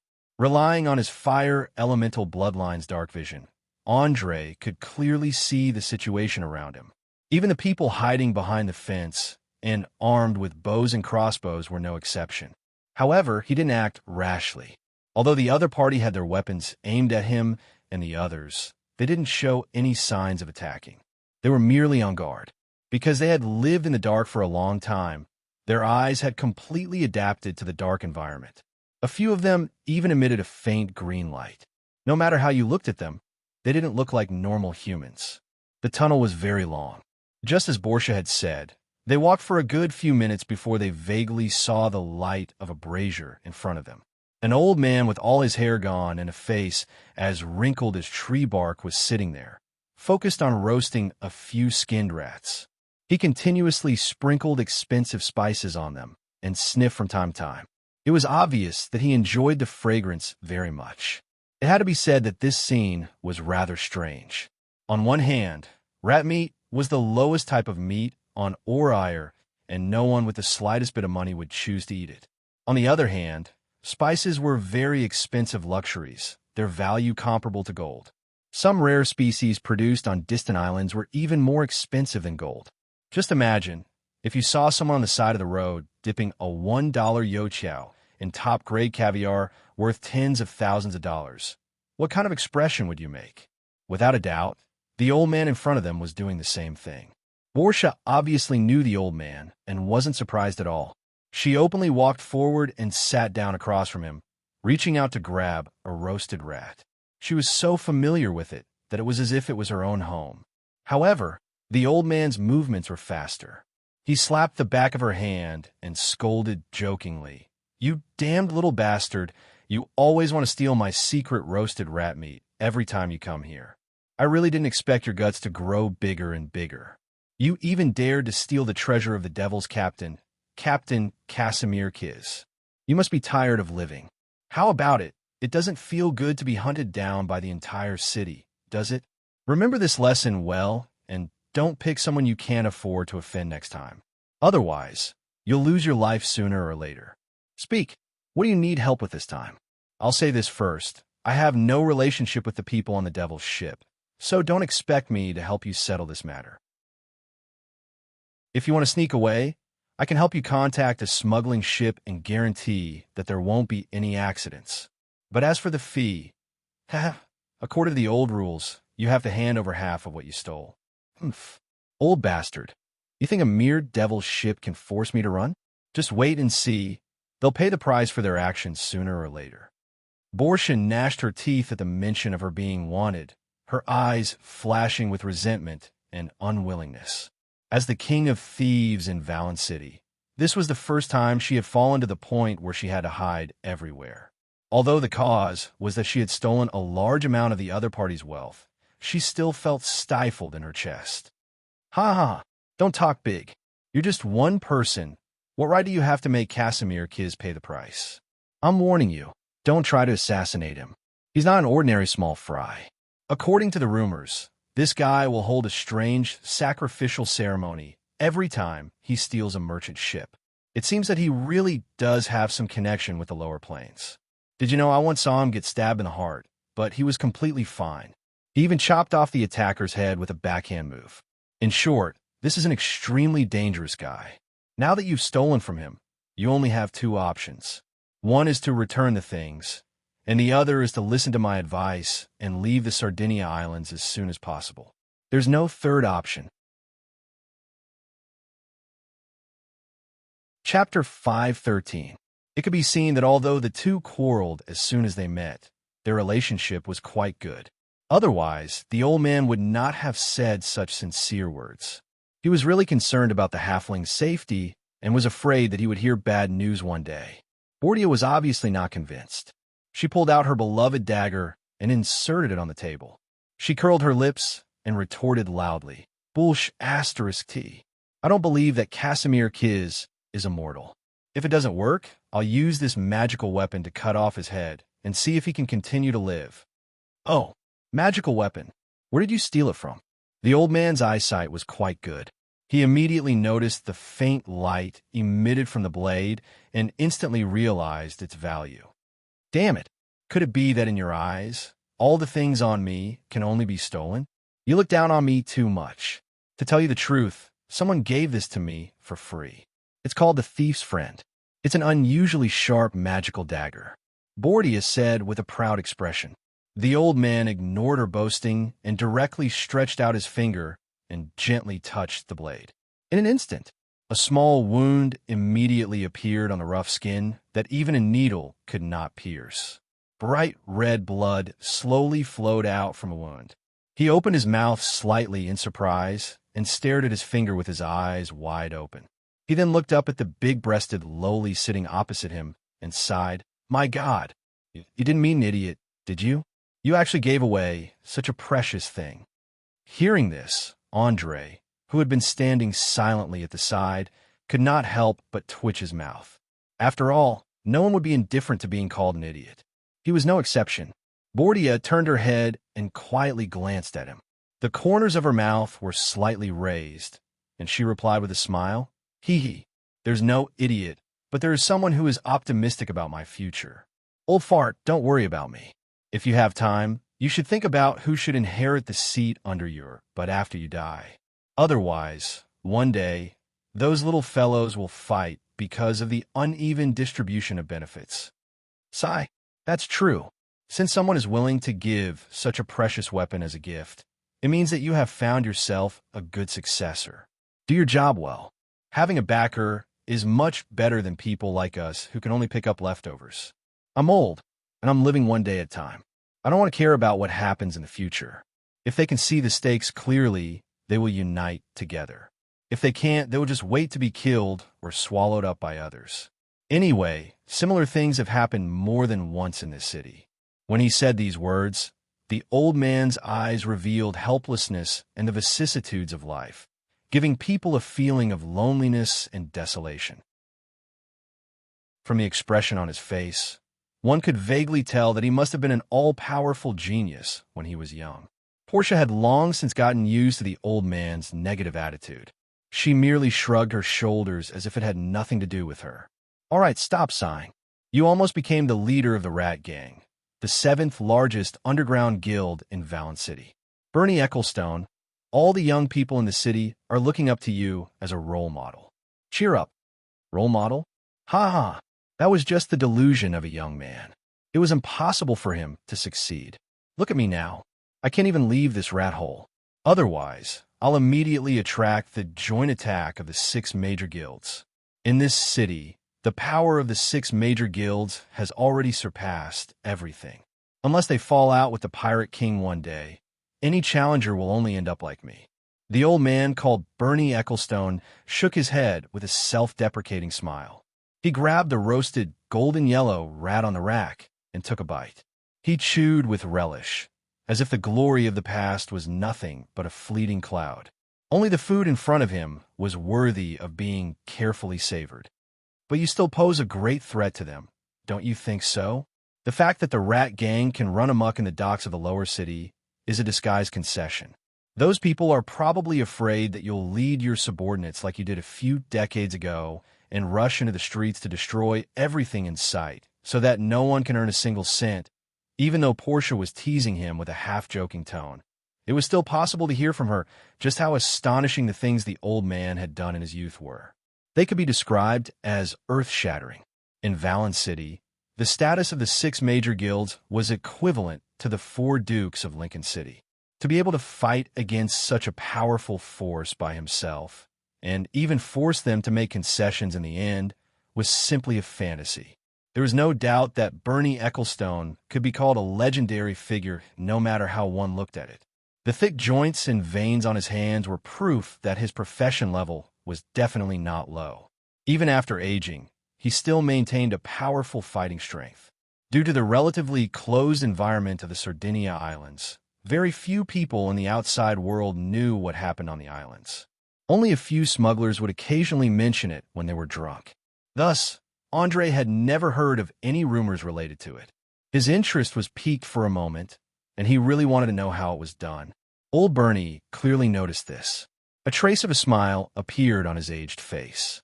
He picked up a roasted rat skewer and asked in an extremely playful manner, "Young outsider, do you want to know about my deeds? Come, eat this rat skewer, and I'll tell you everything you want to know." Looking at the rat skewer in front of him, Andre didn't hesitate at all and calmly took it. He opened his mouth and took a bite, and as he chewed, he commented expressionlessly, "It's been roasted for a bit too long. The meat is hard, there's too much spices, and the taste is very average. I personally recommend frying it in oil. Otherwise, meat like this that lacks fat won't be very delicious." Although he put on the appearance of a gourmet, he was actually in a completely different state in his heart. To be precise, he was on the verge of collapse. This was because he couldn't be sure where these rats came from. It would be fine if they were field mice, since they were relatively clean. But if they were rats from the city's sewers, then it was too disgusting. Not to mention what they ate for food, just the thought of the germs they carried was enough to make one's scalp go numb, not to mention eating them. Fortunately, there were divine spells that could cure almost all diseases in this world. Otherwise, he wouldn't touch them even if he was beaten to death. After all, the Black Death was no joke. Europe in the Middle Ages lost a whole third of its population because of it. Chapter 514. Old Bernie obviously didn't expect that Andre would eat so heartily, and even point out the inadequacies of the taste and texture. A trace of intimidating expression appeared in his eyes as he laughed heartily. "Ha ha ha, not bad. You're the only noble child I've ever seen who can eat rat meat without batting an eyelid, and yet not spit it out. Just based on this, I swear that I won't sell any information related to you." Not just him. Even Portia, who had been with him for some time, had an expression of surprise on her face. This clever halfling knew all too well how picky this human youth in front of her was when it came to food. Don't even mention rat meat. He wouldn't even touch fish that had a slight odor. Under the gazes of the two, Andre unhurriedly swallowed the food in his mouth, placing one hand on his chest as he bowed courteously. "Thank you very much, but compared to this, I'd rather listen to stories about your youth." Like an idiot, he didn't ask the other party how he knew he was a noble child. For an old fox like this who had lived through the glint of blades and shadows of swords until the age of 70, he could often discover many things just by feeling. Thus, Determining a person's identity through their behavior, temperament, and habits wasn't anything strange. Compared to these unimportant matters, he was more concerned about how the underground guilds of Valence City operated, and what they relied on to develop and grow, to the point where they became the monopolistic giants they were today. From the contents of the conversation just now, it wasn't hard to deduce that this old man called Bernie Ecclestone had once fought a great battle with the 6 major guilds. He must have obtained many unknown secrets, and now was the best time to gather information. Hey, old man, I heard you make a promise just now. Don't try to go back on your word. Seeing the old man sitting on the chair for a long time without saying anything, Portia immediately spoke up. In reality, she only knew a little about the taboo topic that the underground guilds called the Year of the Rat Disaster. She really wanted to hear it from the other party's mouth. So how could she let go of the opportunity today? AI, since you all want to know the truth so much, then I'll explain it simply. But before that, you all need to have a new understanding of me. Finished speaking, old Bernie sighed helplessly and slowly stood up. He opened his mouth slightly and let out a low growl that only animals would have. Immediately after, the muscles all over his body began to rapidly change, and a large amount of hair grew at a speed visible to the naked eye. In a short few seconds, it completely covered the surface of his body, and even a 2-meter-long slender tail grew out of his butt. Black eyes, gray fur, and sharp nose and mouth. If one ignored the fact that he was still standing, he would have looked no different from an oversized rat. Because the scene in front of her happened too suddenly, Fiona was so scared that she shivered in an instant. She retreated in a panic, and her face was full of fear. As for Portia, she was only slightly better, but her eyes were also filled with vigilance and vigilance. She clearly didn't know that the old man had another attitude. The only one who remained calm from beginning to end was Andre himself.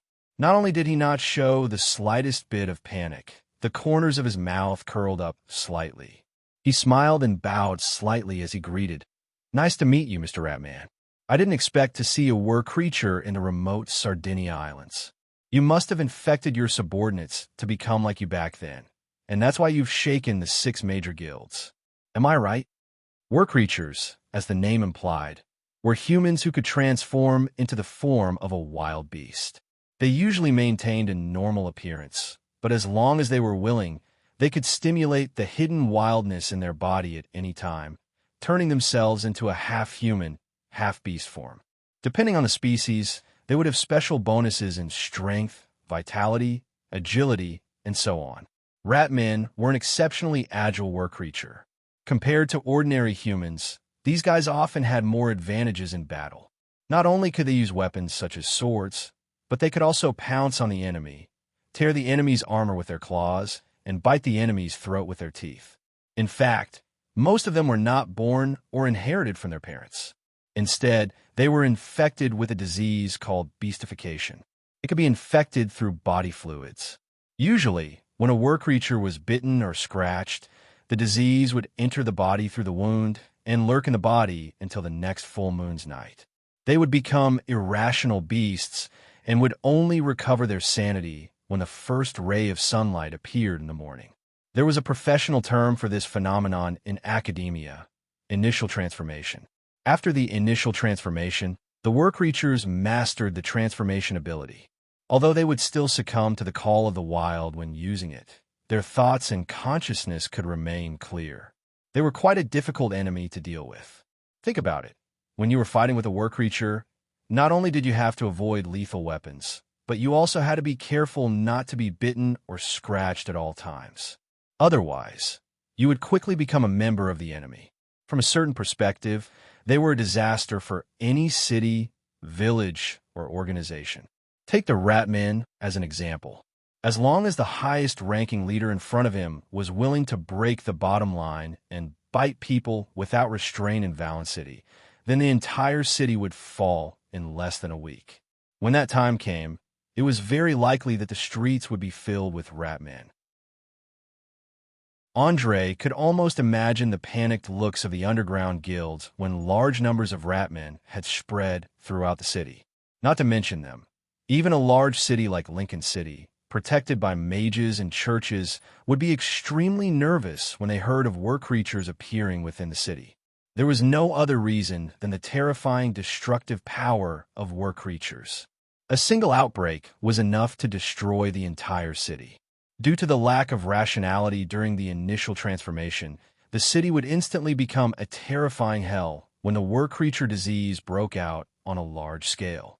Tens of thousands of residents who had completely turned into beasts would use the city as a hunting ground, killing without emotion until dawn. In the end, less than 1 in 10 would survive.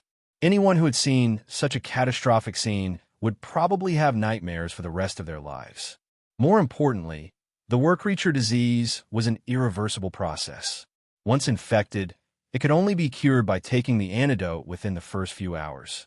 Once this period passed, then one could only pray that one's body was strong enough to resist the invasion of the disease. Otherwise, one would have to obediently be a war creature that everyone hated for the rest of one's life. However, the war creature disease was usually very difficult to discover when it spread. It had almost no effect during the incubation period. So many people didn't take it seriously. It was too late for them to discover anything when they transformed during the night of the full moon. As for the cause of the war creature disease, no one had been able to figure it out. At the very least, the priests who claimed to be able to cure all diseases were rather powerless. They could neither alleviate nor eradicate the disease. Chapter 5:15. Some books recorded that it was the work of an evil legendary wizard from the time of the ancient magic civilization. Others said that it was a curse from a fallen god. The more credible ones were the results of the research of the Druids, the children of nature. They claimed that the cause of the disease came from a special virus. After many years of experiments, they could even use the characteristics of the virus to strengthen themselves and obtain even more powerful shape-shifting abilities. For example, a werewolf with an extremely strong vitality. This branch was known as the shape-shifting masters. Of course, the Druids' shape-shifting was fundamentally different from that of the werewolves. At the very least, they could control the contagion and wouldn't transmit the disease to others or pass it on to their descendants. All in all, the ruling class of Orire had already reached a consensus that the werewolves were extremely dangerous. Once they were discovered, they were to be controlled immediately. If they couldn't be controlled, they were to be exterminated immediately. Many places even entered a state of emergency once traces of them were discovered, and the army was even authorized to execute them on the spot without trial. Andre had read a lot about the werewolves in books, but this was the first time he'd seen one alive. Even in the collection of the necromancer Ulysses, there were only 2 corpses soaked in embalming fluid. From this, one could see how rare they were. Most of them had died long ago from persecution and pursuit. It had to be known that more than half of the churches viewed the werewolves as pests. The nobles also felt that the werewolves were a threat to their rule. Even the Druids, who had always stood aloof from worldly affairs, viewed them as unnatural creatures. As long as they were discovered, they were bound to be forcefully dealt with, either by imprisoning, isolating, killing, or driving them to the wilderness. In any case, they had to be kept as far away from people as possible. As for the otherworldlings who lived in the city with their identities concealed, they usually had to be careful their entire lives. This was especially true during the night of the full moon. When they were strongly summoned by their wild nature, they often needed to lock themselves in sealed basements with iron chains. Otherwise, they wouldn't be able to return alive if they rushed out onto the streets. However, Bernie Ecclestone's situation was clearly different. He made full use of his own advantages and the chaotic situation in Valen City to establish a powerful force, making it impossible for the underground guilds to exterminate him. If they did, then the remaining Ratmen would spread the bestiality and turn the entire city into ruins. No matter what, as a war creature rejected and spurned by mainstream society, Bernie was worthy of respect for being able to make it this far. He clearly knew how to use forceful methods to resist, but he also knew how to compromise and reach an agreement that both sides could accept. Otherwise, Valen City would be in a completely different state right now. Shaking his large rat-like head, the old man stared into Andre's eyes. After a full minute, he sighed. How surprising. There's actually someone in the south who can recognize a work creature. It looks like your identity is not ordinary. My guess was correct. I had indeed relied on the spread of the bestiality disease to create a large number of rat men. Only then was I able to force those large guilds to compromise with me. However, as a price, I couldn't infect any more normal people, nor could I expand my tribe. Otherwise, they would wage war against us regardless of the cost, until we were completely annihilated. In reality, every member of the rat gang had joined willingly. They understood what it meant to be a work creature, but in order to fight for the right to survive and to earn enough food for their wives, elders, and children, they still decided to take the risk with their lives. Back then, it was because there were so many people who couldn't survive that I was able to challenge the 6 great guilds and successfully deal a fatal blow to those arrogant fellows. I made them understand that if we couldn't get what we wanted, we would rather die with the city. Did you know in that operation called the Rat Plague, a total of 350 of our members were sacrificed? Many of them were 15 or 16-year-old children, and some were over 50 years old. However, they succeeded in infecting over 1,000 of the guild's fighters with the bestiality disease. With the first rise of the full moon, the 6 great guilds' rock-solid rule over Valen City was finally shaken. Perhaps this was the first time they felt fear, destruction, and death, and it could also be the last time. However, none of this was important. What was important was that over 1,000 work creatures through the territory controlled by the underground guilds into unprecedented chaos. Over 5,000 people were infected, and it was only with the help of the pirates that the situation was barely pacified. Every street was covered in blood, corpses, and severed limbs. Even after several months, the thick stench of blood could still be smelled. It was a massacre, and everyone who was infected was killed without exception. At the same time, the prosperous smuggling trade also suffered a great blow, and it took close to 10 years for it to slowly return to normal. Due to the unprecedented success of this attack, the leaders of the underground guilds finally understood the enormous power I controlled. They began to fearing that I would launch another attack and destroy this city that could bring them countless riches. Thus, they chose to negotiate. In the end, as you can see now, I was imprisoned underground forever like a real rat. I was never able to see the sky outside, and they promised that they would never take the initiative to attack the rat gang. They even allowed us to do some business at the docks to make a living. After listening to the old man's narration, Andre nodded thoughtfully. So that's how it is?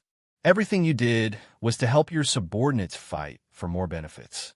Otherwise, you could have given it your all back then and turned the entire Valen City into a battlefield. Using the advantage of numbers and destructive power, you could have completely destroyed the 6 great guilds and become the true ruler of this island. Even the Pirate King wouldn't have been able to do anything to you then. Perhaps. But since so many people chose to believe in me, then I can't betray their trust. At the very least, I can't let the entire city go down with me for my own ambitions. Saying this, old Bernie's eyes revealed something called faith. It was so resolute that it hadn't wavered in the slightest, even to this day.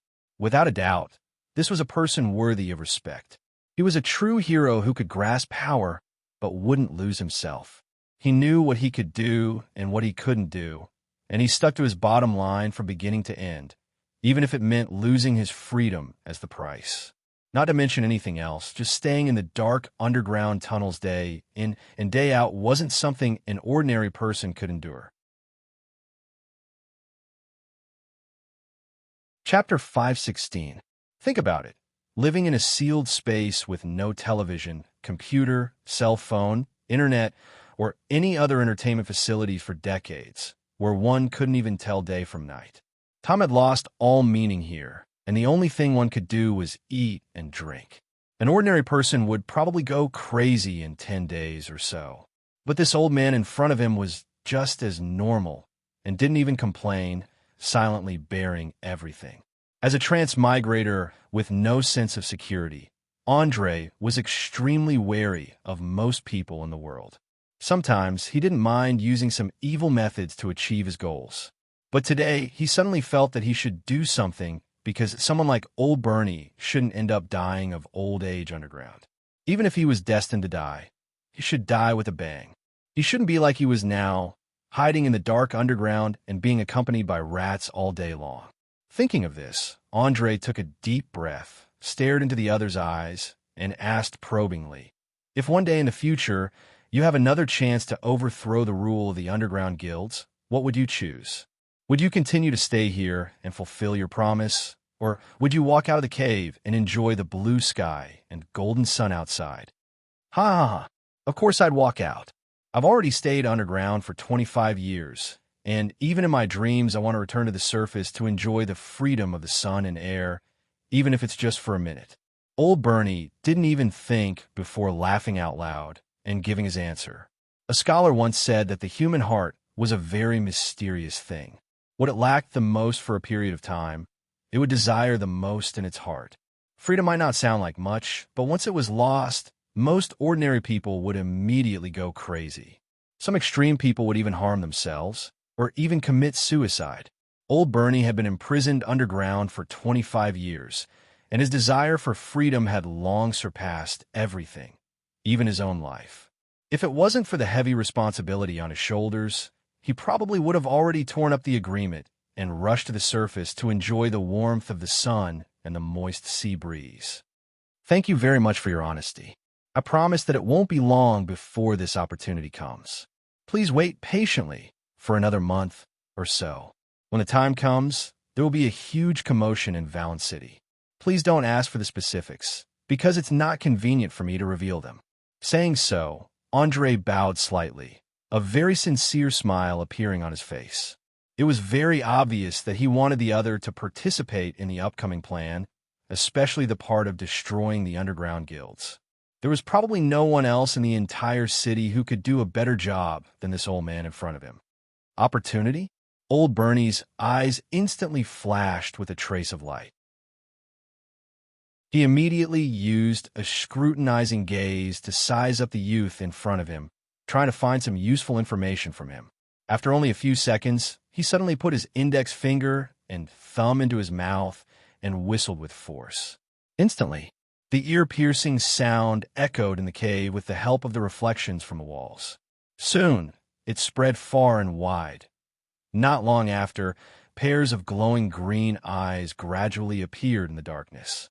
Judging from their numbers, there were at least 100 or 200 of them. There was no need to ask to know that they were the gang members who were in charge of guarding the area. And the most important thing was that these guys were all in their beast forms. Their sharp teeth and claws flickered with a dark luster under the faint light of the fire. Perhaps they were covered in terrifying germs. Hundreds of rat men quickly surrounded them from all directions, and when the only way out was completely blocked, they didn't make any further movements, only standing in place and waiting for orders. The sudden situation gave Borsha fright, and she immediately jumped up and shouted, "Hey, old fart, what do you want?" Old Bernie raised his right hand and lightly waved it and stared with his round, jet-black eyes as he replied, "Don't be impatient, little guy. I just want to have a good talk with the young man behind you, and at the same time, let him understand the serious consequences of deceiving a rat king. Damn it, he's a guest I brought. You'd better remember this, or don't expect me to treat you as a friend in the future."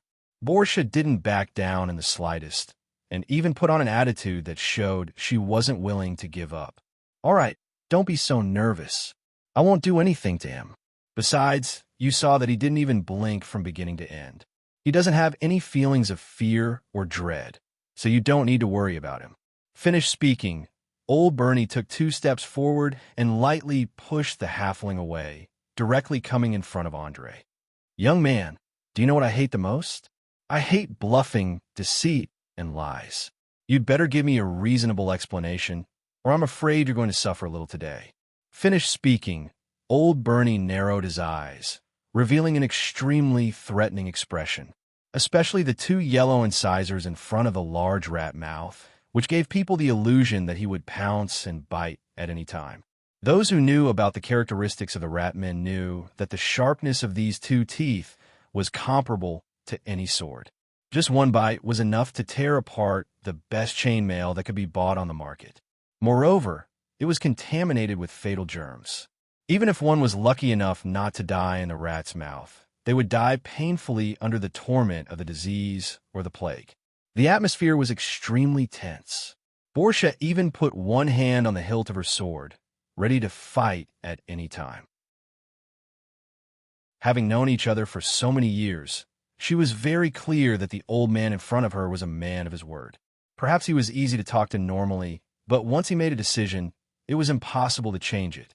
Andre turned a deaf ear to the threat in the old man's words, and even the smile on his face didn't disappear. He used a contemptuous gaze to sweep the densely packed rat men around him, the corner of his mouth slightly raised, and asked with a slightly playful tone, "Bluffing? Deceit? Lies? Hee, please put away this trick of scaring children. If you want information, just say it. Using these lowly methods will only make me feel that you're not presentable. Also, tell your subordinates to stay away, or else I can't guarantee that they won't be silenced after hearing something they shouldn't hear." In fact, from the beginning, Andre could tell that the old man didn't really have the intention to make a move. He only wanted to extort a bit, to see if he could obtain any useful information. Many gang members liked to use this trick, especially those who were more timid or those whose hearts weren't firm. They would often fall for it easily.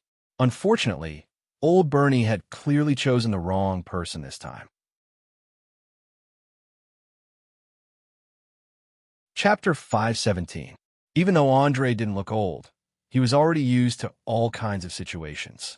Compared to the legendary Lich with terrifying strength, the cold and cruel necromancer, and the Loretta Botons with meticulous thinking and crazy personality, the leader of the rat men was just too ordinary, too lacking in deterrence.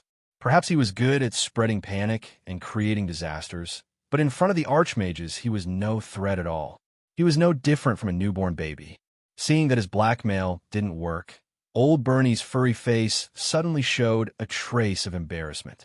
He pretended to smile helplessly and spread out his hands. "Hee, you know that I've been imprisoned in the dark underground for so many years.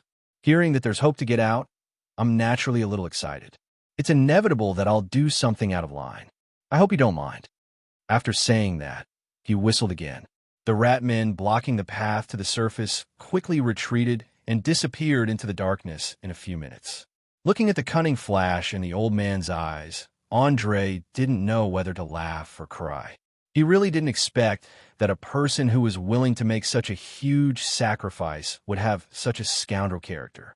He didn't care that his trick was exposed at all, and he even shamelessly continued to probe. Perhaps it was because he was at the bottom of society, or maybe it was because he didn't receive much education. In short, this old man who used to command the world didn't have the so-called dignity in his speech and actions. He was more like a local ruffian who mingled in the streets. Of course, it couldn't be ruled out that it was some kind of disguise, specially used to deceive and confuse the opponent so that he could gain an advantage in a conversation.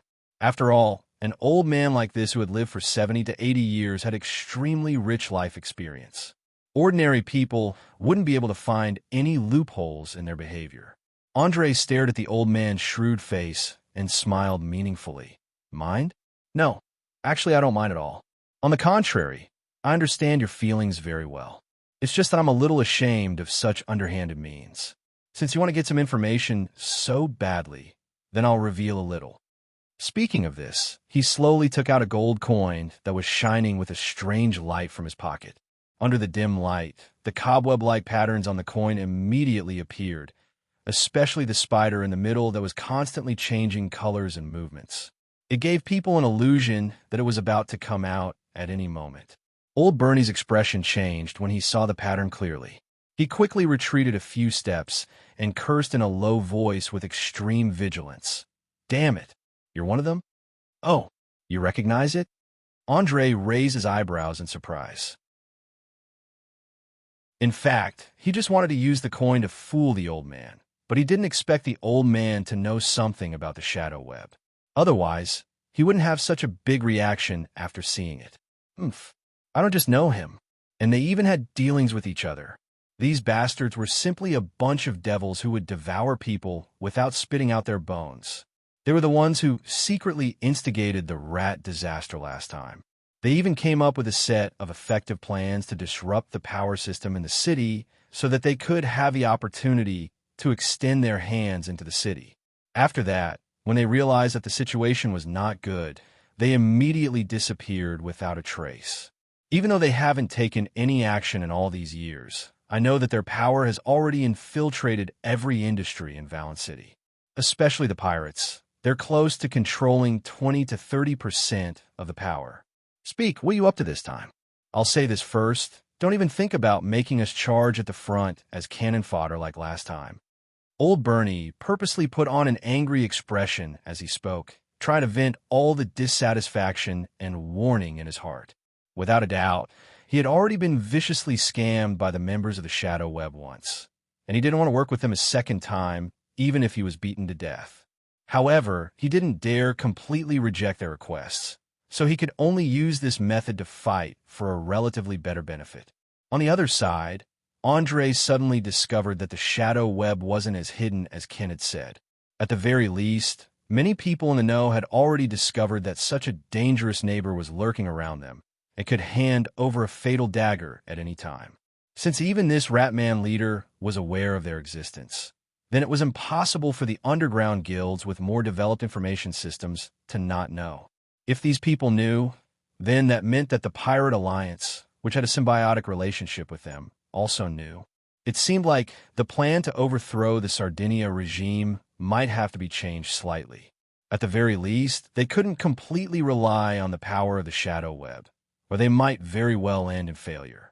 The unexpected change instantly plunged the conversation into a strange atmosphere. Portia, who had been standing at the side, was confused. She kept looking between the two of them with probing eyes, as though she wanted to find the answer from their faces. After a long silence, Andre suddenly raised his head, stretched out his right hand, and asked with a smile, "I now have a plan to seize control of the entire Sardinia Islands. I wonder if you're interested in joining?" "Are you crazy?" Old Bernie's eyes widened as he stared at the hand in front of him, disbelief in his eyes. As a hero who had once fought against an underground guild, he knew better than anyone else just how frightening the other party's strength was. Disregarding everything else, just the difference in strength between the two parties was enough to make one feel despair.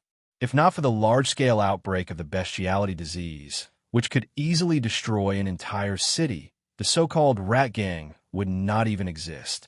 They would have long been wiped out by the assassins and killers the other party had sent out. Crazy? Ha ha, maybe. Andre laughed self-deprecatingly, his eyes filled with a crazed light. Valen City has always been this crazy. Theft, murder, robbery, rape, crimes happen all the time on the streets and alleys. Some even use children around 10 years old as experiments, treating them like livestock and feeding them the meat of their own kind. From a certain point of view, it has already crossed the bottom line of morality and humanity. It shouldn't exist in this world. Don't you think that a place like this should be purified? Destroy everything with a huge war and give it hope and order? Otherwise, I can guarantee that once you die, your subordinates will immediately become lambs waiting to be slaughtered. There won't be any chance of survival. Do you know? In this cruel world, the weak can only fight with their lives on the line to fight for a chance of survival. Backing down means weakness. Weakness means you can be bullied. Being bullied means you can do whatever you want. Think about it. If you were the leader of an underground guild, how would you deal with a group of beastmen who have lost their cohesion? Even if it was to prevent a similar situation from happening again, they wouldn't hesitate to eliminate the last threat.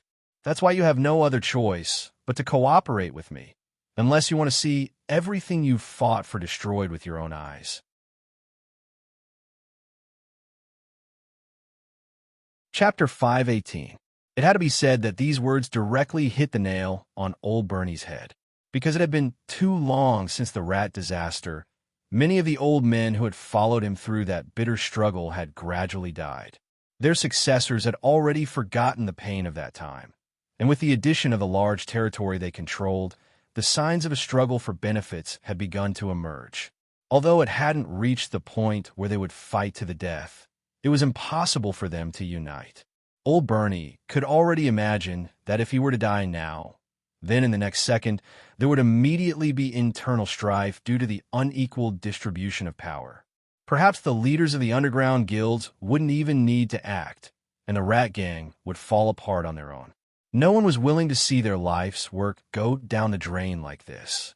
Moreover, no work creature leader was willing to let the descendants they had developed be ruthlessly exterminated by others. This was because work creatures had a very primitive and strong familial bond.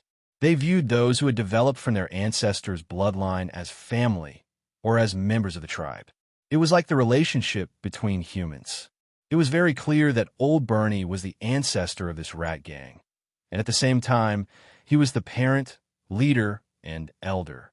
Although he said that he didn't want to care about matters after death, he was secretly racking his brains to prevent the gang from being dealt with after his death. Andre saw this point and took the initiative to invite him to join. He felt that just relying on the secret organization ShadowNet was very likely not enough to resist the power of the pirates and the underground guilds. Under these circumstances, inviting an ally was the wisest choice. Just as old Bernie stroked his beard and lowered his head in silence, secretly considering whether or not he should take the huge risk and go all out, a pair of glowing green eyes suddenly appeared in the darkness. He or she took 2 steps forward and bowed deeply towards the old man, forcefully and emotionally saying, "Grandfather, I don't understand what you're still waiting for. Even an outsider can see our current situation. Don't tell me those bastards from the underground guilds can't see it. The reason they're still waiting is because they're afraid of your control over the gang, and they're afraid of another violent upheaval. I dare bet that as long as you release the news of your serious illness, there will soon be people who can't help but probe you. They've never given up on completely eradicating us from the start. This person's words are completely correct. The entire gang is already standing on the edge of a cliff. If we don't fight back, there will only be one outcome, and that is to be slaughtered to the last man. I'd rather die in a glorious battle right now. I don't want to see the entire race disintegrate bit by bit under the schemes of the enemy." Youth was always a synonym for impulsiveness. Due to the lack of enough life experience, people in their teens to 20s were the most easily stimulated, bewitched, and instigated. They often believed that what they saw, heard, and understood was the whole world. They did not care about the complicated exchanges of interests hidden in the dark at all, and they were not willing to take the initiative to consider what stability was from the perspective of an old person. They were hot-blooded. They do things with passion. They were like a raging fire. Not only could they ignite the passion of the people around them, but they could also cause a terrifying forest fire, causing countless of their companions to suffer along with them. Without a doubt, this young rat man was a radical through and through. Most importantly, he or she was actually a direct descendant of old Bernie. At the same time, it was very likely that he or she represented the views of the younger generation on the current situation. It could be used. This was the first thought that came to Andre's mind after listening to the impassioned speech. As for the second reaction, it was that the hot-blooded young man was indeed the best gift the gods had given to the material world. There was probably no one in the world who was easier to fool and brainwash than them. Thinking of this, the corners of his mouth couldn't help but curve up into an arc. His gaze towards the young man carried a trace of undetectable aggression, silently considering how to use him to maximize his benefits. However, old Bernie obviously didn't like the tone of his grandson or granddaughter. He immediately glared and sternly reprimanded, "Shut your mouth. I'm not dead yet. It's not your turn to criticize me. Also, don't spread your dangerous words everywhere. This will reignite the tacit understanding between us and the underground guild." The young man was obviously not convinced. His face flushed red as he loudly retorted, "But no buts. Get out of here right now." Before he or she could finish speaking, old Bernie impatiently roared loudly, completely disregarding whether the young man could get out of the embarrassing situation. One had to admit that the arbitrary behavior he displayed at this moment was perhaps his true self.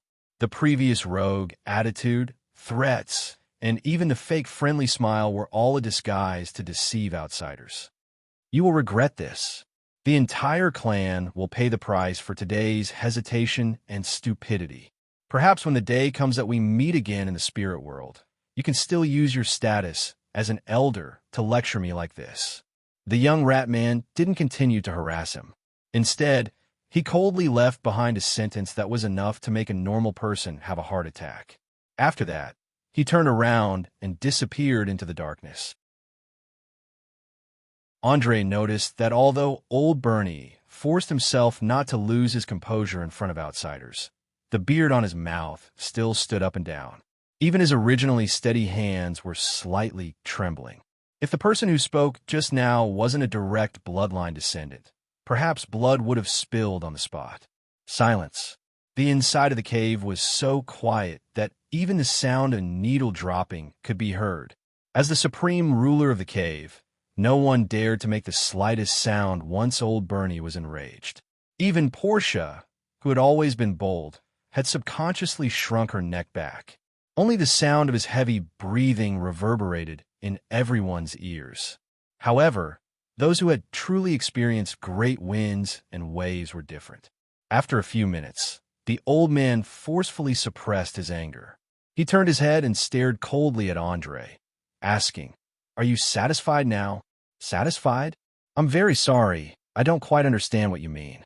Andre still maintained a smile on his face, but in reality, he was purposely playing dumb. He was very clear that the old man was currently in a fit of anger, and any biased words would lead to intense hostility. Therefore, he chose to avoid this sensitive topic. At the very least, he absolutely couldn't bring it up before his emotions had completely calmed down. Seeing that Andre didn't respond to his words, old Bernie instantly realized that there was something wrong with his attitude. He immediately snorted lightly. "Humph. Looks like you're the same as those spiders hiding in the shadows.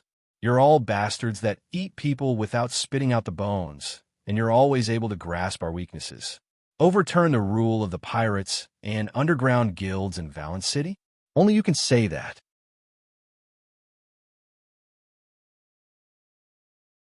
Chapter 519. Why not? Could it be that they're so powerful in your mind that they have no weaknesses at all? You should understand that even if the trolls were almost unkillable and unbreakable, fire and acid would be enough to deal fatal damage to them.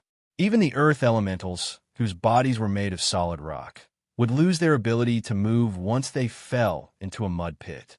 There's no such thing as invincible in this world, and there is no such thing as a perfect creature or organization. The only reason you think they are powerful is because you haven't found their weakness. But this time is different. First of all, if the two of us work together, we won't be much weaker than the enemy. Second, I found their weakness a very fatal one. Last but not least, you don't have a second choice. Perhaps you think that my words just now have encouraged some young and impulsive descendants, but you haven't considered their thoughts. Sometimes, being steady can reduce the occurrence of unexpected situations, but also means being conservative and regressive. Although the actions of the young are radical and full of gambling, how do you know that they won't succeed? Remember, the future belongs to the young, not an old man like you who is about to die. Just like what the young man said, instead of slowly dying in the current situation, it's better to take out your weapon and fight to the death. Have you forgotten how your status and influence came to be? It didn't rely on charity. It didn't rely on compromise and compromise. It was resistance, using your life and blood to defend your rights. I don't understand what you're afraid of. Normally, you should understand this principle better than me, since you've experienced the Dark Age. When he said this, Andre's tone was emotionless, as if he was talking to a stranger. It was as if he didn't see the old man as his future partner. He knew that an old man over 70 years old was already so stubborn that he couldn't be saved. It was impossible for him to change his mind or style of doing things with just a few words. Rather than wasting time on him, it was better to leave early and talk to the young man. As a group of rat men that shared prosperity and loss together, as long as he dragged the young people down, he believed that the older generation wouldn't just stand by and watch them jump into a fire pit. When that happened, the entire rat men would be dragged down, and they would have no choice but to cooperate. From a certain point of view, this approach might seem very sinister, but in order to carry out the plan smoothly, Andre couldn't care too much about it. After all, in his opinion, failure was the most intolerable thing compared to a little reprimand from his conscience, especially in a situation where he could have one. Giving up at the last moment because of a little moral obsession was simply an intolerable mistake. Think about the fate of those famous people in history who insisted on moral principles. During the spring and autumn period, Song Xianggong obeyed the rules of battle at that time and allowed the enemy to cross the river and form a battle formation. As a result, he was mocked as a negative example for more than 2,000 years. Was he really that stupid? However, that was not the case at all. During the spring and autumn period, the rule of war between countries was to fight in formations. It was not like the Warring States period where everything was used. Even a person who was willing to abide by the rules of the times was like this, let alone other losers. People always liked to blindly worship those who succeeded. For example, the king of Ego Jian, who relied on eating shit to get his revenge, Sun Bing, who also relied on eating shit to get his revenge, and Zhu Di, who also relied on eating shit to usurp the throne. History seemed to be playing a joke on us. Often, the more disgusting a person was, the more successful they would be in the end. The so-called good people were always lamentable sacrifices. Although Andre respected those who were truly virtuous, he didn't want to be one of them. Just like a poet who lamented, "Virtuousness is the epitaph of the noble, and despicableness is the passport of the despicable." But if words were translated into reality, perhaps 99% of people would choose to receive a despicable passport and not engrave a so-called virtuous epitaph on their tombstone. Without a doubt, Andre's words greatly affected old Bernie. He didn't even open his mouth to speak for a full 5 minutes. He stood motionless in his original position, as if he was immersed in his memories or contemplation. Even his original beast form unknowingly returned to his human form, and his eyes revealed a trace of depression. Fight! What noble word! Many people were willing to give up their lives for it, without any hesitation. There were even more youths who would be hot-blooded at the mention of it, wishing they could join it. But as someone who had been through it, old Bernie understood the meaning behind it. It wasn't just a clamor, but also countless blood and corpses. There was nothing in this world that could be obtained for free, and no one would be willing to give up on benefits. In essence, a fight was the process of one class seizing benefits from another. There was no hot-bloodedness or nobility to speak of, but instead it was filled with dirty deals behind the scenes. Back then, he had also chosen to sacrifice the lives of hundreds of his companions in exchange for the underground guild's compromise. So if he could, he would never want a similar situation to happen again, even if it meant compromising as the price. But it was a pity that some things couldn't be done just because you wanted to. Following the underground guild's increasingly frequent movements, old Bernie was already feeling enormous pressure. He was very clear that the internal conflicts and disagreements were completely planned by the other party in the dark. It was to prevent the rat gang from remaining united after his death, so that they wouldn't have the opportunity to act. The enemy was already sharpening their blades. Could it be that he would continue to be a coward? Obviously, no one with a normal intelligence would choose to be a lamb waiting to be slaughtered. But as he got older, old Bernie's thoughts became more and more conservative. He feared the unknown from the bottom of his heart, and was afraid that things would be out of his control. Just like those wise and powerful leaders in history, they would often make unimaginable mistakes in their later years. He was now standing at a crossroads, and no matter what choice he made, his entire clan would have to bear a heavy price. Moreover, the worst-case scenario was that they would all be killed.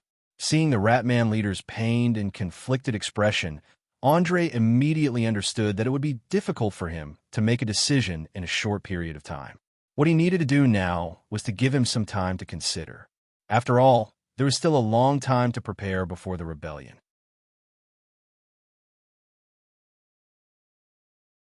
Chapter 520. Overthrowing an established ruling class wasn't a simple matter. Not only did it involve a cruel and bloody purge of the original class, but more importantly, how to quickly establish a new order and authority after the massacre, allowing Valen City to return to its original state. In fact, as a city of sin, a city of chaos, it was simply too easy to start a riot here, especially for someone like Andre, who had at least a dozen methods to incite conflict and incite class conflict. However, he hated irrational destruction, so he definitely wouldn't light this fire before he was prepared to take over the mess. Andre lost his patience at the thought of the huge amount of preparations he had to make. Besides, he had been tormenting himself for the entire night, and he was mentally exhausted. He coughed lightly and said, "I'm sorry, but I'm sorry. Forget it. Let's end this matter here for today. I won't force you to give a definite answer immediately. In any case, with your intelligence, it won't take long for you to understand how to prevent your descendants from being slaughtered. Also, I originally planned to buy an abandoned warehouse near the Thousand Sails Inn. If you don't object, please name a price." "Buy an abandoned warehouse? What do you want to do?" The old man immediately raised his head, his eyes filled with vigilance. He had already labeled Andre as an extremely dangerous person, so even if it was an ordinary transaction, he would subconsciously raise his guard to prevent himself from being used unknowingly. After all, he had been ruthlessly used as cannon fodder by the Shadow Web a long time ago, and he still had lingering fears when he thought about it. As the saying goes, once bitten by a snake, 10 years shy of the reins. If he fell for it a second time, it wouldn't just be a simple problem of intelligence, but an utter stupidity. Andre obviously noticed this and sighed inwardly that the legendary Lich had really dug a huge hole for him. It seemed that it was hard to say whether taking over the Shadow Web's influence in the Sardinia Islands would be a blessing or a curse. It was as though there were two sides to everything. On one hand, the Feet, in charge of infiltrating, could provide ample resources, such as a dozen pirate ships and thousands of powerful pirates. Most importantly, their identities were hidden. Once they started a rebellion, it would definitely cause the entire pirate alliance to fall into a state of mutual suspicion. There would no longer be any trust to speak of, and every pirate captain could be suspected by the current pirate King Francis. From a certain perspective, as long as they chose to make a move, regardless of whether they succeeded or not, they could shake the foundations of the pirates and destroy the already unharmonious relationships within, as well as the balance that every pirate king strived to create. On the other hand, these guys didn't care what methods they used in order to achieve their goals. It was likely that many people had suffered greatly in the process of infiltration like Old Bernie. This also meant that many powers within Valen City would likely take revenge once they discovered traces of the Shadow Web, increasing the difficulty of seizing authority. As the saying goes, everything has its pros and cons. If the pros were great, then the cons would be great. If the cons were great, then the cons would be great. However, the Shadow Web was in the middle, which was a bit of a headache. But the most important thing at the moment was to remove the old man's wariness.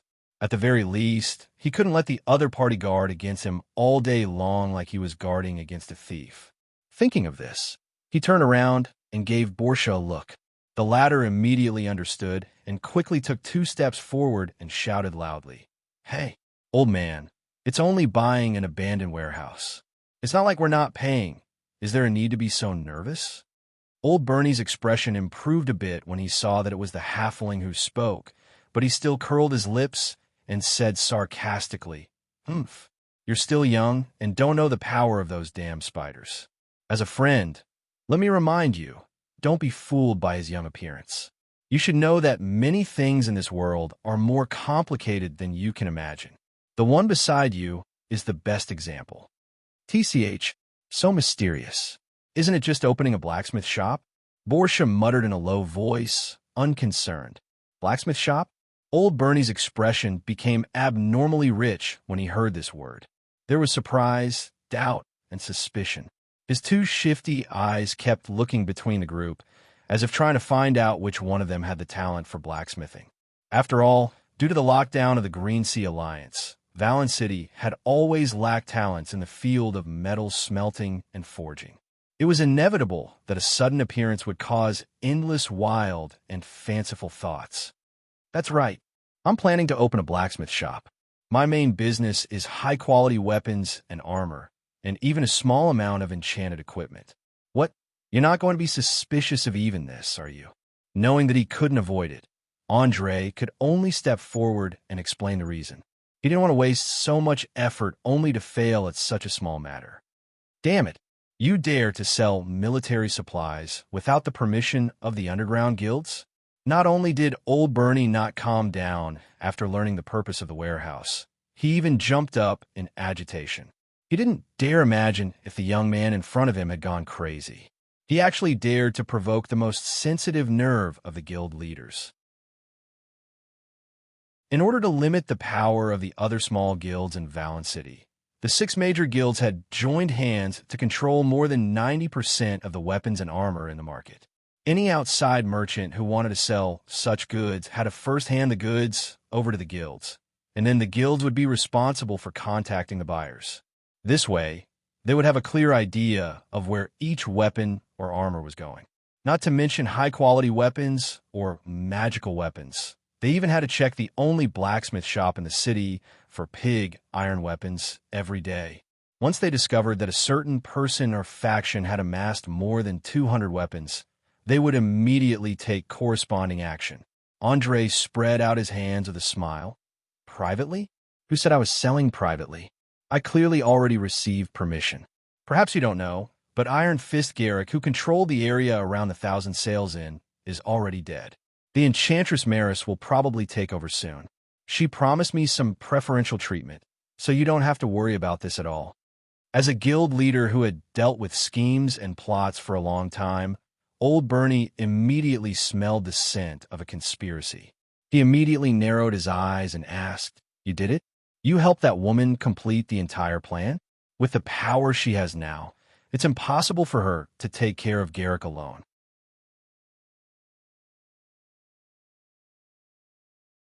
Chapter 5:21. No, this matter was first brought up by Maurice. We've only helped out a little, insignificant help. All right, don't keep probing. Before you decide to join the plan, I won't reveal too many secrets. Let's get straight to the point. How much does it cost to buy that old warehouse? Andre didn't even think about it before quickly avoiding this relatively sensitive topic. He didn't want outsiders to know about his plans.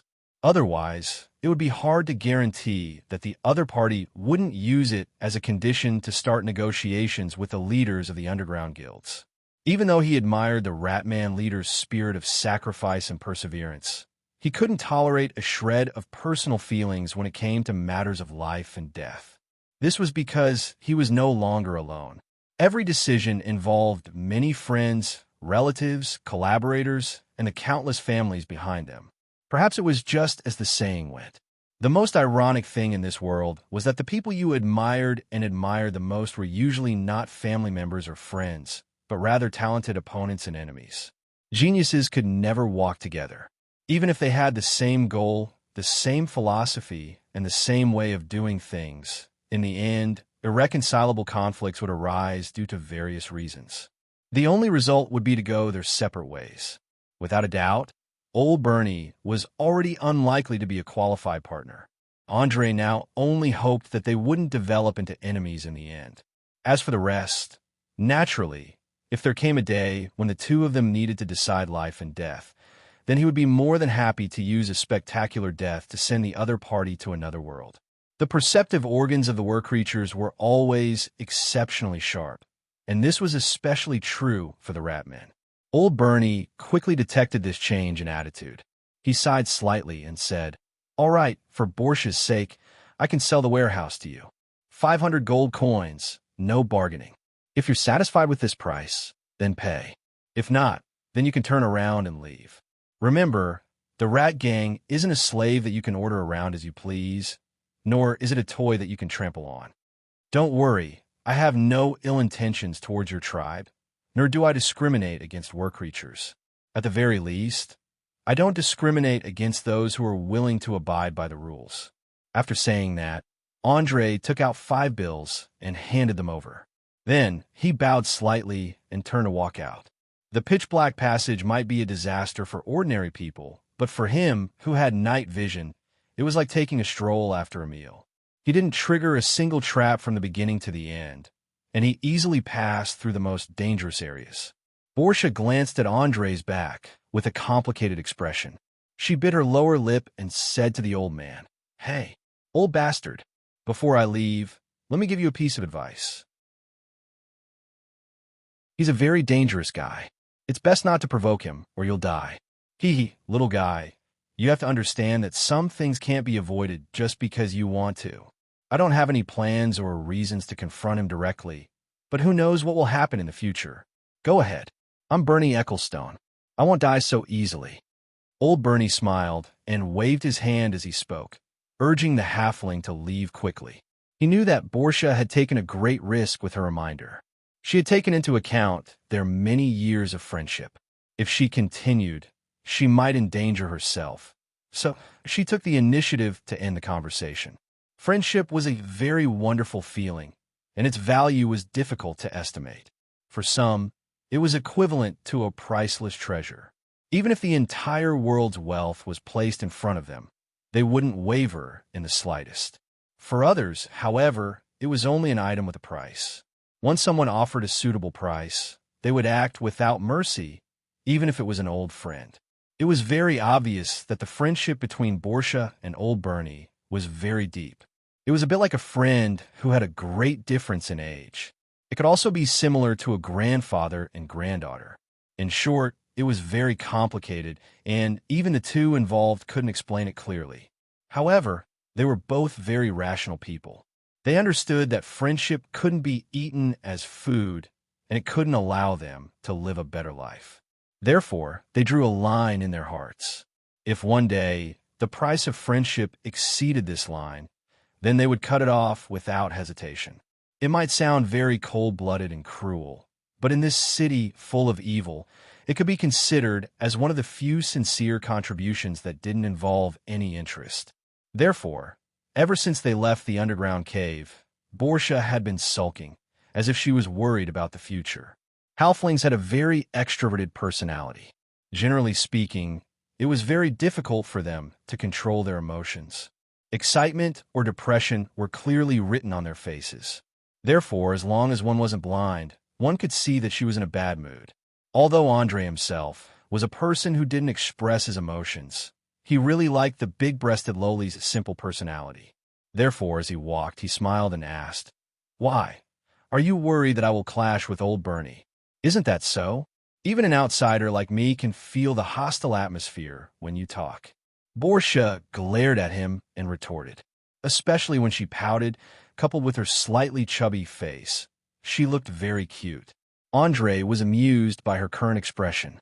He reached out his hand and stroked her thick brown hair, laughing as he explained, "Ha ha, don't worry. Although we have some differences in philosophy and are on guard against each other, there is no conflict of interest, let alone any hatred. Unless he chooses to side with the underground guild in the end, otherwise we won't have the chance to become enemies." In fact, the guilds that lived in lawless places had their own set of principles. They wouldn't easily make an enemy, and even more so, they wouldn't take the initiative to offend strangers who had no interest in them. Of course, the above referred to the large guilds that had a perfect system and intelligent leaders. Those hooligans and thugs who spent all day doing nothing were not included. People like them who only did one job after another and had no plans for future development couldn't even be considered as peripheral members. At most, they could only bully the honest, ordinary residents. Once they met a truly ruthless character, they would immediately be scared witless. Side with the underground guild? Only you can think of that. I'm afraid you still don't know, but during the implementation of the rat disaster plan, Old Bernie's son was strangled to death by the ace assassin sent by the Underground Guild, Ulik. He still hasn't gotten over it. So how could he possibly work together with them? Do you still remember that young rat man who spoke sharply just now? He's Old Bernie's grandson, and he personally witnessed how his parents were tortured to death.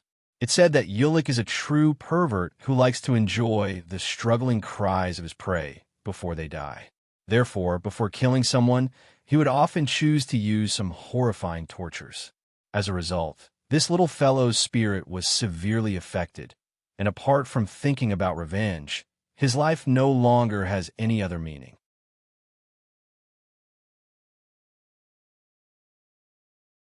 Chapter 522. Perhaps it was because she heard that there wouldn't be any direct conflict between the two sides in the future, but Portia's mood immediately improved, and she started talking about some old matters. As a thief who frequently burglarized houses, she often came into contact with many secrets. It could be said that she knew everything that had happened in Valen City like the back of her hand. Add to that the natural curiosity of halflings, she had accumulated quite a bit of interesting information over the years. You mean to say the hatred between the Rat Gang and the underground guilds has reached the point where they can no longer tolerate each other's existence? Andre's sharp senses detected that there might be something he could use here, so he immediately asked. Portia didn't answer directly and instead pointed at a dirty drain not far in front of them. That's the boundary between the Rat Gang and the underground guilds. Look carefully and see if there's any difference. Difference? After muttering to himself in a low voice, Andre furrowed his brows and started observing the surrounding situation. He quickly discovered that there didn't seem to be any shops doing business in this area. Even the passers-by unconsciously quickened their steps, as if they were avoiding something. The dilapidated wooden houses on both sides looked like they hadn't been repaired in many years. A few armed men with fierce gazes were loitering nearby, staring at each other across the drain. A tense atmosphere pervaded the air. It was obvious that one side was Old Bernie's rat men, while the other side was made up of members of the underground guilds. It was hard to say which guilds they were from. Interesting, do they maintain this intensity of confrontation every day? The corner of Andre's mouth rose slightly as he asked playfully. The halfling thief shrugged helplessly and replied, "Of course, no matter if it's day or night, wind or rain. The underground guilds forbid the Rat Gang members from taking half a step into the city, and the Rat Gang members also forbid the underground guilds from crossing the drain. Over the years, I've seen no less than 100 cases of conflict, with 1 or 2 people dying every time. Do you think that in such a situation, even if Old Bernie wanted to reconcile with the other side, his youthful and impetuous juniors would agree? I can't guarantee the others, but his grandson would definitely be the first to jump out and rebel. From a certain perspective, no matter how large a country or small an organization, they would never unconditionally submit to the leadership of a single person. Even those famous emperors in history would need to win over and unite a group of subordinates. Otherwise, if they persisted, they would sooner or later be betrayed by their subordinates. Although Old Bernie was the founder of the Ratmen tribe and had great personal prestige, the work creatures weren't vampires with a strict hierarchy. It was impossible for him to have absolute control over them. Andre was a bet that if Old Bernie really did decide to side with the underground guilds one day, then his tribe would be greatly divided. It was possible that he would sacrifice over 60% of his people, including his own grandson. How could an old man's TSTS? S's TTTT's TTSS was TTTS TSSS TTs. Bernie TT beat T's. TTT ents S that ant TTTT of them.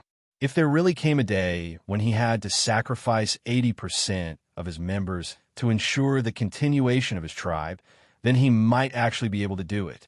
After all, the work creatures had a primitive, beastly nature, so the continuation of their tribe was often more important than the lives of 1 or 2 important people. Just as Andre was silently analyzing the choices Old Bernie might make, a young man wearing thick leather armor and holding a dagger walked over. He bowed slightly to everyone present. "Good morning. I'm very happy to see you all here. If you don't mind, can we talk in a secluded place? You are hearing someone greet him. Andre quickly raised his head, but found that he didn't recognize the other person. To be more precise, he hadn't even seen him before. His intelligence had already reached 22, which had long since surpassed the limits of humans. He had a photographic memory, and if he had really met him, even if it was just once, it was impossible for him to not have any impression of him. We just met 10 minutes ago, but not in this form. Let me introduce myself. My name is Patty Ecclestone, and Bernie Ecclestone is my grandfather. As he spoke, an extremely complicated expression appeared on the face of this young man, who looked to be around 20 years old. There was respect and love, but at the same time, dissatisfaction and hatred. So it's you. It was clear that the person standing in front of Andre was none other than the hot-blooded youth who had fiercely argued with old Bernie. He looked very similar to those cynical youths on Earth. His brows were always filled with anger, as if he didn't find anything pleasing to his eyes. This was especially true for his two blue eyes, which would occasionally sweep a cold glance at the people of the Underground Guild, making no effort to conceal the hatred in his heart. The youth who called himself Patty Ecclestone took a deep breath and nodded cheerfully. That's right, it's me. When we're outside, unless it's a battle, we won't easily transform. In addition, I really admire the words you said to my grandfather, and I'm also willing to step forward bravely and fight to the death with the Underground Guild. Andre obviously didn't expect that he would be so lucky. Not long ago, he was still thinking about how to find an excuse to drag the rat gang down with him. Who would have thought that not long after, the opportunity would actually come knocking on his door? He didn't hesitate at all and directly probed. Thank you for the compliment. I'm only speaking the truth. I believe your grandfather also knows this, but he's relatively conservative when considering problems and doesn't want to see another war erupt. But before we begin our conversation, I have to ask a question. How many people in the rat gang are willing to listen to your leadership? Patty hesitated for a few seconds, as if he didn't want to answer this question. But after thinking about it again and again, he finally lowered his voice and said, about a quarter to a fifth. They're all young people like me, and they don't want to endure the endless provocation and probing of the Underground Guild. They also don't want to see their companions and loved ones die in sneak attacks or assassinations. They plan to take some drastic actions to teach the enemy a lesson. Are you sure that doing this won't anger your powerful grandfather? Andre asked with a playful expression. He really wanted to know where the bottom line of this young man in front of him was and how much he was willing to pay for revenge. Then, he would decide his own attitude. If possible, he was even willing to train him into a qualified fighter.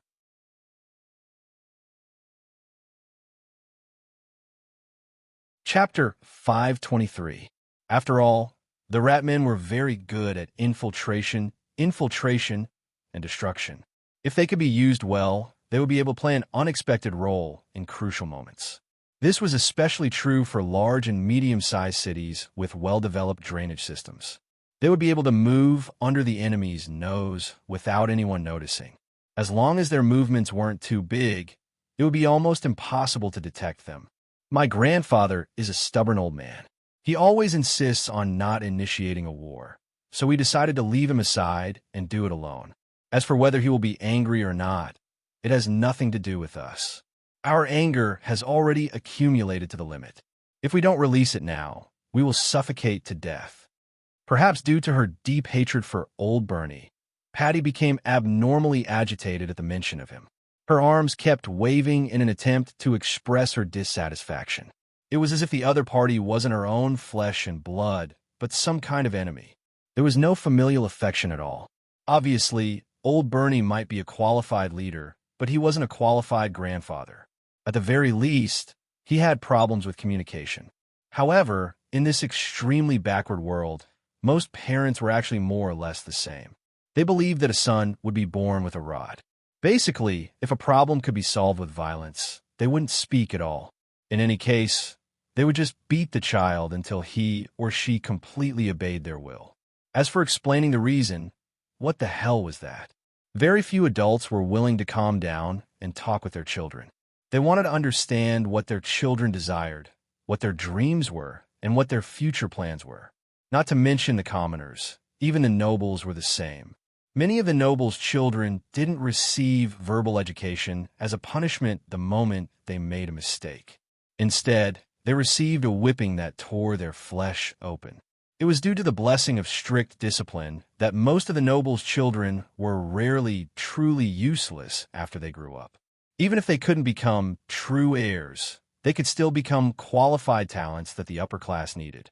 Many of the heroes and legends were born into nobles who couldn't inherit the title of nobility. Of course, after the children were punished, the elders of the nobles would tell them why they were whipped, what they did wrong, and how to avoid it. However, the commoners didn't have enough knowledge. Many peasants couldn't even accurately express their thoughts, let alone reason with them. Therefore, they only learned how to simply beat someone to death. After a long time, it was inevitable that all kinds of problems would arise. The more serious ones would even develop hatred. André didn't know if the young man in front of him was often beaten, but one thing he could easily determine was that he seriously lacked love. Coupled with the fact that he was in his rebellious phase, no matter what old Bernie said, it wouldn't change this radical and reckless character. As the saying goes, the environment determines one's habits, habits determine one's character, and character determines one's destiny. Once a person had formed a fixed habit and personality, his entire life could be predicted. Many fortune tellers and prophets relied on this to swindle others. In fact, it was just a method to judge one's behavior through observation and analysis. It was the same principle as the saying, 3 years old can see the old. After getting a general understanding of Patty's character, André couldn't help but chuckle and shake his head. Friend, your approach is too extreme, and you've been completely blinded by hatred. You don't even know the strength of the enemy. How can I agree to discuss cooperation with you in such a situation? André chuckled and shook his head. Cooperation? When did I say that I want to cooperate with you? Patty looked confused. Oh, since it's not a cooperation, why are you looking for me? André asked with a slight frown. He originally thought that the young man was looking for him for help, but now it seemed that he had another purpose. Patty turned his head and glanced at the members of the underground guild in the distance. After confirming that they didn't turn their attention to him, he lowered his voice and replied, It's very simple. We need weapons, armor, and tools. As long as you can provide these, we can secretly launch a revenge operation. We can use blood and death to warn them of the consequences of provoking the rat gang. After hearing this, André's mouth twitched uncontrollably. He immediately asked, Use blood and death? Are you sure this won't backfire? There was no doubt that according to the description of the young rat man, his so-called revenge operation was a terrorist attack. By killing the members of the underground guild, he could force the other party to compromise or retreat. If possible, it would be best to catch the murderer of his parents and tear him to pieces. However, the actual effect of this method wasn't great, and it could easily lead to a more violent backlash. It was just like the religious fanatics in the Middle East who used suicide attacks to fight against foreign invasions. Not only would they fail to achieve their goal, but it would also lead to more terrible atrocities. In fact, in the battle between countries or large organizations, poisoning, assassination, terrorist attacks, and other methods were always the most unorthodox methods. Unless the opponent was a group of mobs, the results would be completely opposite. However, Patty obviously didn't think so. He took out a piece of parchment paper with names and addresses written on it from his pocket. With a smug look on his face, he said, No, you're wrong. Aimless assassination and destruction are indeed difficult to deter, but it's a different story if it's a precise attack. I have a list of important members of the Underground Guild here, as well as detailed information about many of their businesses. If a high-ranking member is suddenly killed, won't they be in danger? André glanced at the parchment filled with secret messages in surprise, trying to discern if it was real or just an excuse that the other party came up with at the last minute. If it was true, the young man in front of him wasn't as simple as he looked. Either there was someone guiding him from behind, or someone else had beaten him to it and wanted to use him to achieve some unspeakable purpose. Big trouble. After thinking for a full minute, he gently rubbed his eyebrows and asked, "Can you tell me about your plan? For example, the time of the attack, the order of the assassination, the route of action, and so on. If the plan is feasible, I don't mind providing you with a batch of high-quality weapons and armor. Of course, you still have to pay." Letting the underground guild be exhausted from running around and not have the time to care about what was about to happen to the pirates was one of the plans. Now that someone suddenly wanted to take the initiative to take on this thankless task, under normal circumstances, he should have no reason to object. However, there was one thing. Andre's character tended to be cautious and rational, so he hated too many uncontrollable factors in his plans. Therefore, if he couldn't confirm who was behind the young rat man to take the initiative to provoke the conflict, he wouldn't be able to sleep at ease.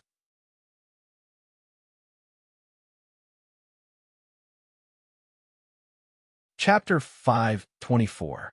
I'm very sorry, but I can't reveal any information about this. Paddy didn't hesitate at all as he shook his head and refused. His eyes even showed a hint of vigilance. Obviously, with his impulsive character, someone must have specially warned him. Otherwise, he wouldn't have answered so straightforwardly. "It doesn't matter. Since you don't want to say, then just pretend that I didn't ask. Now I'm a little tired, and I want to see the situation of the warehouse as soon as possible, then find a place to have a good sleep. As for the following topic, I don't think it's necessary to continue. After all, we don't even have the most basic relationship of trust. You just want to use the channels in my hands to get the weapons and armor that you need the most." Andre had a smile on his face as he directly exposed the other party's trick. As a person who understood human nature and was proficient in conspiracy, he could see what Paddy was planning at a glance. It was nothing more than nothing. Paddy would first get the equipment from him, then attack the warehouse or business of the Underground Guild, and use the loot to pay for the payment. If he could really succeed, then it would be fine. But if he failed, not only would he not get the money, he might even be implicated. This would cause the leaders of the underground guilds to notice that something was wrong in advance. At that time, not only would they not disturb their attention, they might even find out about the plan of the Shadow Net. No one who could climb to a high position was an idiot, especially the leaders of the guilds who had been dealing with complicated interests for a long time. Their perception of danger was amazing. Often, before the enemy had even made a move, they would be able to sense the unusual atmosphere on the street. Paddy didn't expect that the other party would see through his plan at a glance and didn't leave any room for negotiation. For a moment, he was stunned on the spot. There were several times when he wanted to open his mouth to explain, but he didn't know what to say. He stuttered and his face turned red. Seeing his embarrassed appearance, Andre couldn't help but sigh. He secretly felt a little disappointed. He originally thought that even if this young rat man didn't learn 1/3 of Old Bernie's skills, he should at least know the skills of negotiation. Even if he didn't know, he should at least learn the tricks of pestering. Unfortunately, the reality was the exact opposite. He did not have enough IQ to analyze the current situation, nor did he have extraordinary EQ or tactful means. Most importantly, he liked to think that he was smart. It was hard to imagine that Old Bernie would have such a useless grandson. It was no wonder that after the discussion, the old man's expression was burning with anger. He was probably completely disappointed in him. Looking at the young man's panicked eyes, Andre deliberately slowed down his speech and slowly said in a warning tone, "Remember, if you still want those weapons and armor, get the real mastermind behind the scenes to talk to me. You're too inexperienced to understand the sinister intentions behind this, let alone what this means. I don't want to teach you a lesson, and I don't want to tell your powerful grandfather, but I do have a word of advice for you. Use your brain more, and don't be fooled by others." I don't understand what you mean." Paddy was like a cat whose tail had been stepped on. She instantly jumped up and retorted loudly. Anyone who was not blind could tell that she was guilty. "You're on your own." Andre did not want to continue talking nonsense. He lightly patted the young man's shoulder and turned to walk in the direction of the abandoned warehouse. He was very clear that as long as Paddy went back and conveyed his message, the mastermind behind the scenes would definitely take the initiative to look for him. By then, he would know who the mastermind was and what their purpose was. Kid, go back obediently. This kind of dangerous game is not something you can play. Bordia obviously knew old Bernie's grandson and kindly warned him before she left.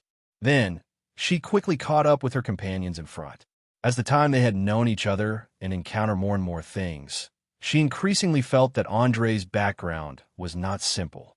Although she did not even know his real name, from the way he spoke and dealt with problems, it was definitely not something that an ordinary noble child could do. After watching the group leave, Patty lowered her head with a dejected expression. She gritted her teeth and cursed in a low voice. Damn it. Damn it. I actually screwed up this matter. What should I tell Mia when I go back? She'll definitely think I'm an idiot. The old warehouse that he bought from old Bernie was located near the docks in the lower city and was less than 300 meters away from the Thousand Sails Hotel. It happened to be the outermost area that was previously under the jurisdiction of Iron Fist Garrick. However, because it was too close to the area controlled by old Bernie, it had always been in a state of neglect. The Ratmen did not dare to expand outwards for fear of raising the vigilance of the underground guilds. The underground guilds did not want to excessively provoke the Ratmen, so they were not too willing to do business nearby. As for the ordinary residents, they were afraid of conflict between the two sides and did not dare to live nearby. After a long time, it naturally became desolate. Only a very small number of destitute people gathered here. Anyway, to them, other than a life, there was nothing else to lose. The corner of Andre's mouth couldn't help but twitch as he looked at the bleak scene around him. He secretly cursed old Bernie for being so greedy. If he had known that the environment would be this bad, he wouldn't even have paid 100 gold coins, let alone 500 gold coins. Of course, this did not mean that the warehouse itself was not worth the price. It was just that the surrounding public security was too poor. There were not many people at all. Even if there were beggars in disheveled clothes and hooligans with greedy eyes. The reason why they hadn't rushed forward yet was mainly because they had discovered that Andre and the others were equipped with weapons. This was especially true for Portia, who was hidden under a cloak.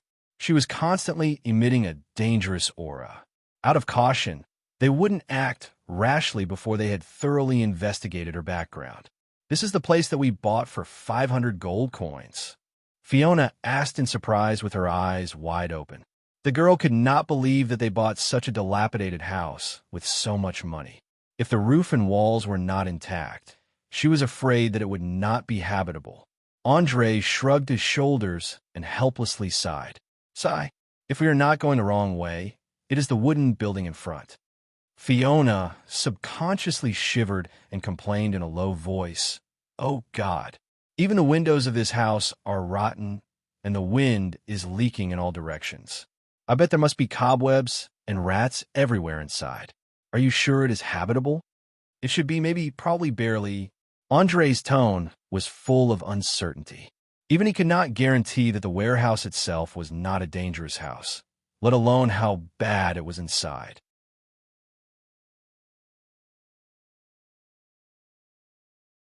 Chapter 5:25. Haha, don't be so disappointed. The inside isn't as bad as you think.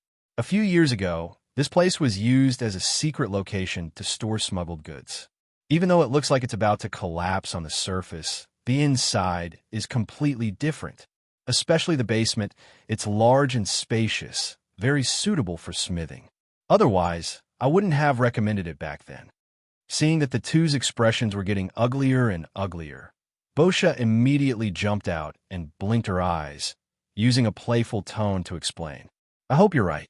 Let's go. No matter what, we have to go in and take a look. If it really doesn't work out, we'll find a nearby hotel and make do with it. Also, if we don't leave now, the people following behind us might come looking for trouble.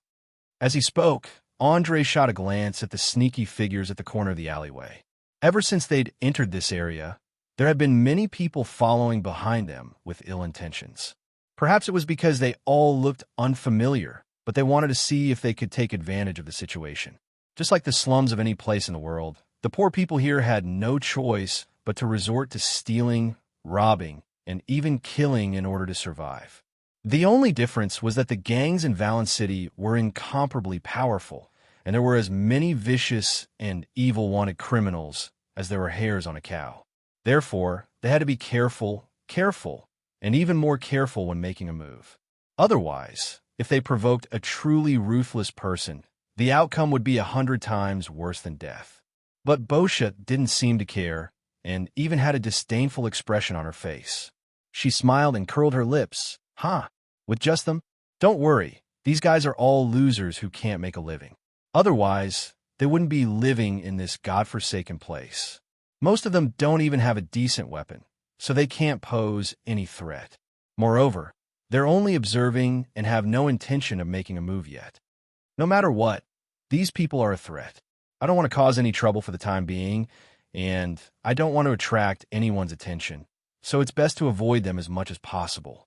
With that, Andre strode into the old warehouse that didn't even have a door, no longer paying any attention to the little tail following behind him. After all, this place was still Old Bernie's territory in name, and if someone didn't open their eyes, then the Rat Man would definitely use his teeth and claws to make them understand how to spell the word death in the common language. As soon as he entered, a strong moldy smell assailed his nostrils. Due to Valence City's proximity to the coast, the air was generally very humid. No matter how luxurious a residence was, it would inevitably become moldy if no one lived in it for a long time.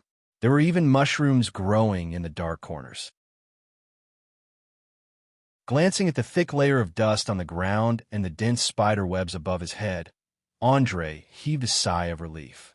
At least it wasn't as bad as it looked from the outside.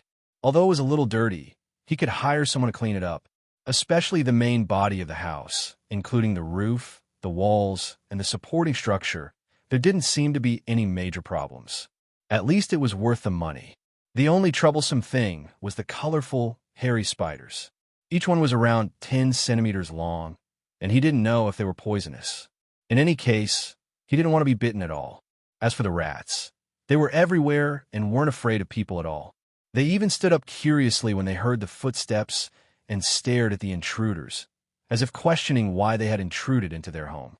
Looks like this place won't be suitable for people to live in before the big cleaning, Andre muttered to himself as he rubbed his finger on the wooden table. He discovered that the dust had accumulated to a thickness of 4 millimeters, and estimated that this place had been abandoned for at least 3 to 5 years. Portia didn't reply, but instead carefully searched for something on the ground. Not long after, she found a door handle near a pile of junk. She pulled it with a bit of force, and a loud noise instantly rang out. Bang! The dust that had accumulated for a long time was completely blown up and rapidly spread to the surroundings. From afar, it looked like a sandstorm, causing the group to cough. Cough, cough, cough, pa, pa. Damn it, what the hell are you doing? Fiona, who had accidentally inhaled a lot of dust, spat out the dirt in her mouth and complained loudly. She looked as if she had just crawled out of the soil. Her hair, clothes, face, hands, and neck were all covered with dirty dust. Sorry. I just wanted to open the entrance to the basement. This place has been closed for too long, so the interface should be a little rusty. I used a little too much strength. Portia shook the dust off her body and apologized with a mischievous smile. However, from her expression, it could be seen that she was just being perfunctory and had no intention of sincerely apologizing. The nature of the halfling race was that they liked to play pranks, especially when they were bored. They would definitely do something to liven up the atmosphere. Generally speaking, the one who had the best relationship with them was often the one who was most offended. Obviously, the one who had the best relationship with the big-breasted lowly in the team was neither the seemingly unfathomable Andre nor the unconscious Mabel, but Fiona, who called her sister. Andre could almost guarantee that this troublemaker, who was less than meter tall, did it on purpose. Otherwise, with the dexterous hands and tools of the thief, there was no need to make such a big noise. However, he did not point it out and only gave the halfling thief a warning look. Then, He went to the entrance and looked down. Soon, he found a huge hidden underground space. In the basement of more than 100 square meters, there were various kinds of beds, fireplaces, stoves, vents, tables, chairs. Almost all the daily necessities were available. Other than the quilt, which had been completely chewed up, the rest of the items were relatively well preserved, especially the quicklime scattered in the corner, which was very good at suppressing the humid air. It was many times better than the one above. How is it? The place I recommended is good, right? Just this basement alone is worth 500 gold coins. If you dig it up yourself, you will have to spend at least twice as much, and it will take more than half a month. Portia proudly introduced. Andre nodded with satisfaction. It is indeed good. It seems that we don't need to look for a hotel. We can just clean up here and make do. Then what are we waiting for? There's a well in the backyard. Let's hurry up and get to work. I've been tired all night, and now I am so sleepy. I want to lie on the bed and have a good sleep. After saying that, Portia immediately picked up a wooden bucket and quickly ran into the backyard. There was no doubt that she was a typical person of action.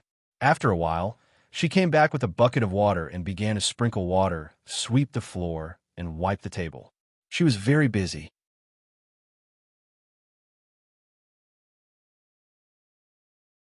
Chapter 5:26. Seeing that someone had taken the lead, Fiona hurriedly cleared out of bed and helped her brother onto it. She rolled up her sleeves and joined in. As a poor fisherman's girl, her work speed was obviously much faster than the halflings.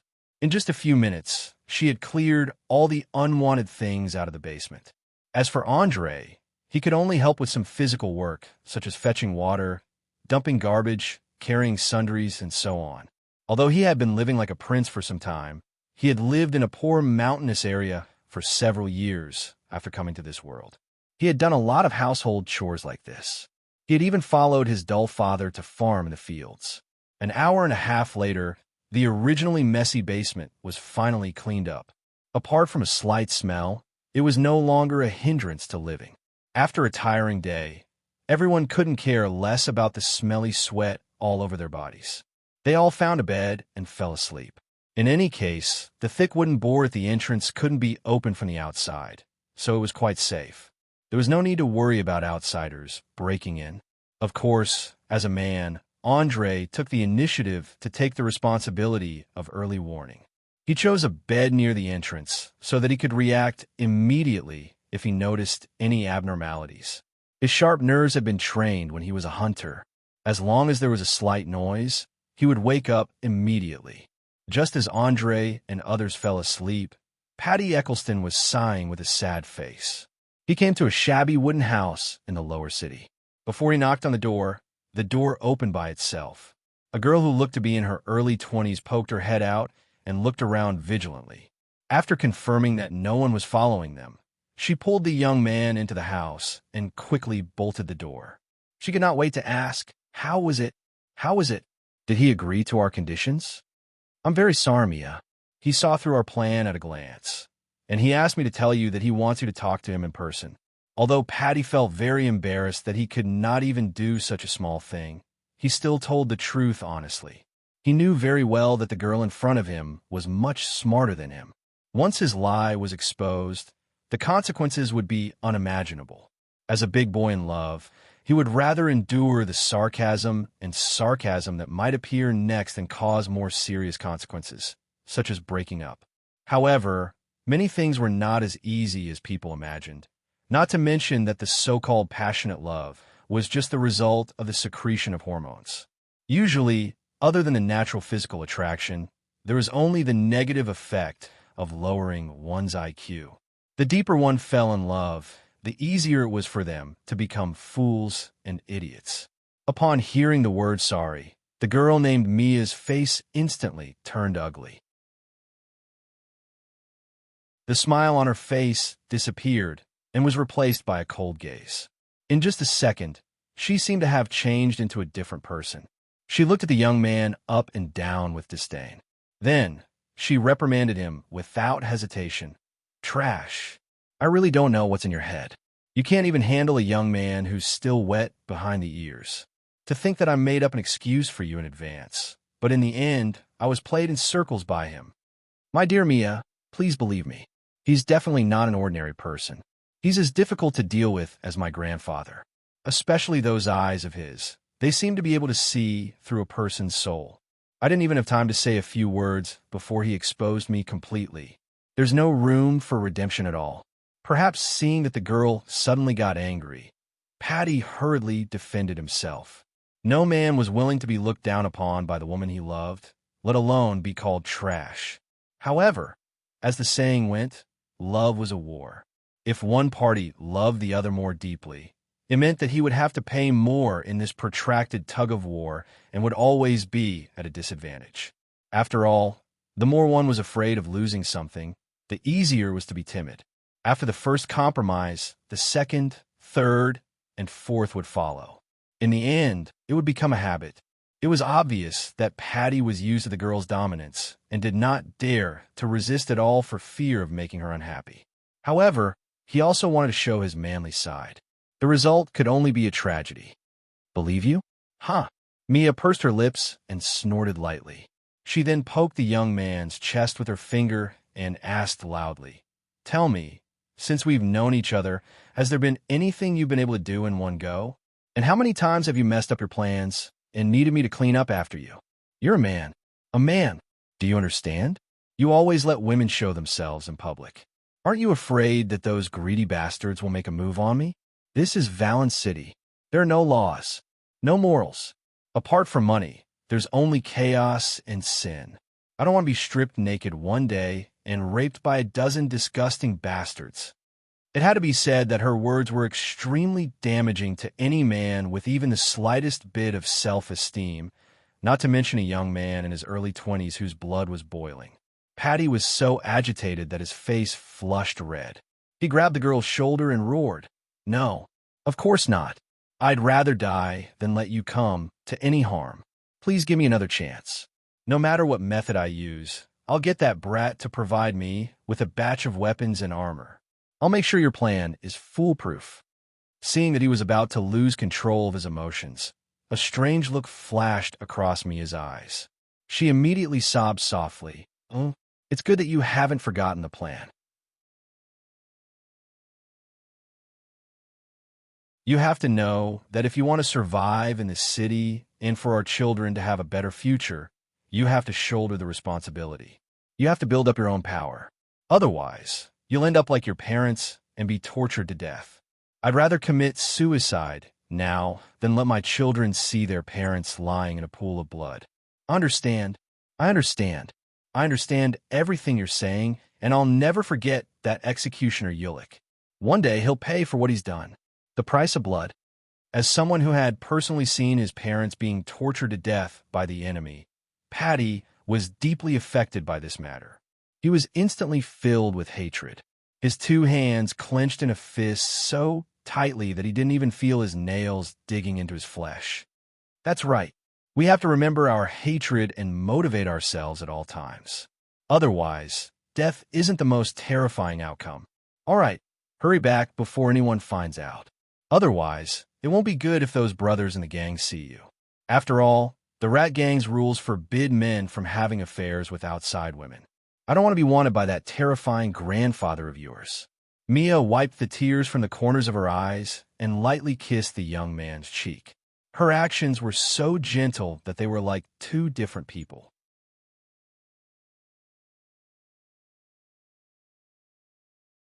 Chapter 5:27. Patty was taken aback by the soft and warm touch on his face. He reached out his hand to touch the place where he was kissed in disbelief. Oh my God, you actually kissed me. We've known each other for a year, 3 months, and 7 days, and you're finally willing to kiss me. How does it feel? You have to know that this is the first time I've kissed a man other than my father. Mia smiled through her tears, revealing the shyness of a little girl. It feels great. I feel like I'm full of motivation again. Patty, who was in low spirits just now, was reinvigorated in just a few seconds. His eyes were full of love and desire as he looked at the girl. If he had not been warned several times before, he would have pounced on her and completely occupied her. Noticing the tint that was slightly raised under the young man's transformation, Mia took a step back with a smile and reminded him, "Remember to explain to your brothers when you go back and let them understand the importance of waiting. When I get my hands on the weapons and armor, I'll be able to completely break away from your powerful grandfather and establish a new tribe. You'll be the new leader of this tribe. Don't worry, I've already discussed with my brothers. They swore that as long as I can make the underground guild feel fear, they'll be loyal to me." Patty did not know if it was because he was nourished by love or because he was lustful, but he changed his decadence and patted his chest to make a promise. He obviously did not realize that his emotions were almost completely controlled by this mysterious girl in front of him, nor did he realize that there was a sarcastic smile hanging on the corner of her mouth. Mia was very patient. She waited until the young man finished bragging about his means before nodding with a smile. "Great. I knew you wouldn't disappoint me. Here are 50 gold coins. Buy some food and wine when you go back. As a leader, you must learn to win over your subordinates. Learn this from your grandfather." After saying that, she stuffed a small bag of gold coins into Patty's hands with an encouraging expression on her face. "Yes, I'll do whatever you say, because I know you're doing it for my own good." Patty's intelligence level was obviously not high. He did not even ask where the money came from. He just put it into his arms, turned around, and walked out of the house, quickly disappearing at the end of the alley. Less than a minute after he left, Mia's body began to undergo strange changes. Large yellow spots with black edges gradually appeared on her delicate skin. The largest one was the size of a palm, and the smallest one was only the size of a fingernail. Her ears slowly grew longer and sharper, and they were covered with black and blue fur. A tail of the same color slowly extended out from her skirt. Her hands and feet revealed the fleshy claws of a feline. Her eyes had completely turned yellow, and her vertical pupils were exactly the same as those of many felines. In the dim light, they even emitted a faint glow. At this moment, she looked abnormally light, especially her slender waist and limbs, giving people a streamlined beauty. She believed that those men who had a fetish for other races would definitely be excited to see her. There was no doubt that Mia was a cat person. She could also be said to be a descendant of a cat. Overall, she looked like a hybrid of a cat and a human. Compared to the rat people, who were basically big rats that walked upright, she retained many human characteristics in many places, such as her body shape, face, and neck. The changes were mainly concentrated in her hands, feet, ears, and eyes. As for those mysterious spots on her body, not only did they not make people feel disgusted, but they were also full of special attraction, just like leopard print lingerie. Looking at Patty's back, the corners of Mia's mouth curled up slightly. She smiled playfully and muttered to herself, "Hee, what a brainless idiot. If I were old Bernie, I would have broken his neck with my own hands." As soon as she finished speaking, a blurry shadow suddenly appeared in the dark corner of the house, followed by a low male voice. "Mia, the web weaver has appeared. Ken has used his name to gather all feet in 3 days. The location of the gathering will be announced later. You better be careful and don't make any mistakes, especially the game of cat and mouse like just now. Stop it immediately. Web weaver, is there something wrong with my ears? There's actually a web weaver in a godforsaken place like the Sardinia Islands? Are the counselors going to do something big again?"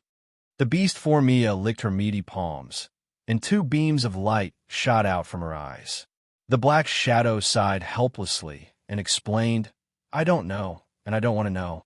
Remember, we're the feet in charge of execution. We only need to listen to orders. As for thinking, it's a matter for the higher-ups.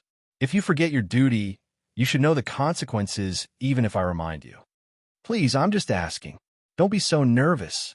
Mia wagged her tail and began to act coquettishly.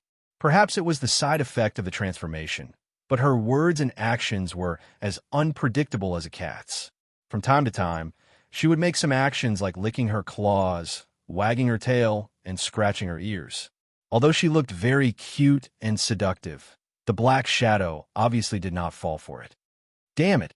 Hurry up and change back to human form. If the web weaver sees your current appearance, all of us will be in trouble.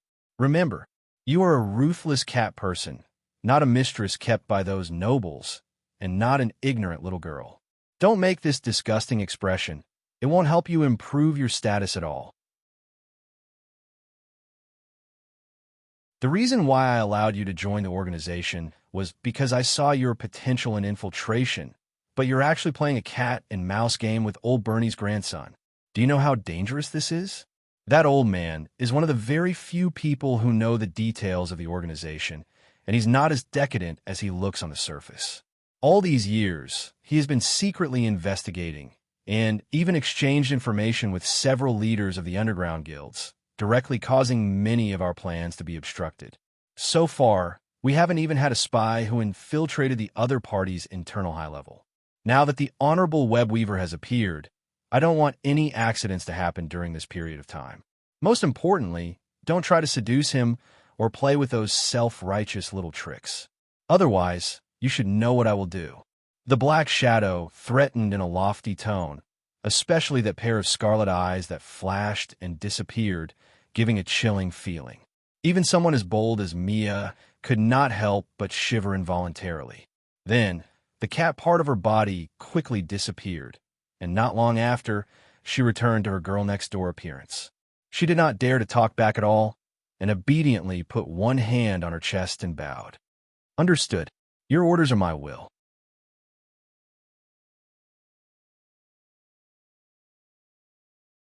Chapter 528. Seeing Mia's obedient appearance, the shadow finally nodded in satisfaction. Very good. I hope you can do as you say. I still have other things to deal with, so you should deal with the trouble at hand as soon as possible. 3 days later, I hope to see that ruthless, undistracted hunter who can abandon everything for the sake of a mission. Having said that, his hazy body gradually became transparent, and in just a few seconds, he completely dissipated with the breeze that blew in through the door. There wasn't even a footprint on the ground, as if there was no physical shadow. Mia stood silently on the spot for a full 5 minutes as she stared with her yellow-green eyes. It was only when she was sure that the other party had really left that a faint sneer appeared at the corner of her mouth. She muttered to herself, "Humph. He just joined the organization a few years earlier than me, and his position is just a little higher than mine. How dare he try to ride on my head and shit all the time? He should take a look at himself first. Perhaps the appearance of the web weaver is an opportunity. I must find a way to attract his attention. It seems that not only can the splitting plan against the rat men not be stopped, but it also has to be sped up. As the saying went, where there were people, there would be differences in interests or ideologies, and differences would extend to factions and conflicts. Even those in the good camp were no exception in this regard, let alone a group of evil organizations hidden in the dark, ready to overthrow the rule of a certain area at any time. Any member who took the initiative to join the Shadow Web was definitely not a good person. Everyone had a clear goal. Perhaps it was the desire for power, or the obsession for money, or some sense of accomplishment from playing with the enemy in the palm of their hands. In short, it was simply a fool's dream to expect them to cooperate intimately with each other regardless of their personal gains and losses. Obviously, Mia was very disgusted with the Shadow's constant bossing. If not for the fact that she knew that the Shadow's strength and status were above hers, she would have fallen out with him directly. However, as a cunning Catwoman, she knew that many times forbearance was the only way to victory. If one did not have enough strength to challenge an enemy who was much stronger than oneself, that was not bravery, but stupidity. After some consideration, Mia decided to make use of the remaining 3 days to find out more information from the other legs that she had a better relationship with. After all, as the weakest of the 8 legs of the Sardinia Islands, she had to be prepared in advance. Otherwise, she wouldn't be able to snatch any benefits from her wolf-like colleagues. If possible, it would be best to form an alliance with a few of them in order to fight against any conflicts of interest that might arise at any time. After careful consideration, Mia quickly locked the door and put on a dirty gray cloak. Then, she transformed into her beast form again. Like a nimble big cat, She easily climbed up the pillars and onto the roof. She casually lifted up a wooden plank and arrived at a high spot that most people would notice. Without any hesitation, she quickly jumped from her house to another house. In just a few minutes, she disappeared without a trace and did not attract the attention of any passersby on the street.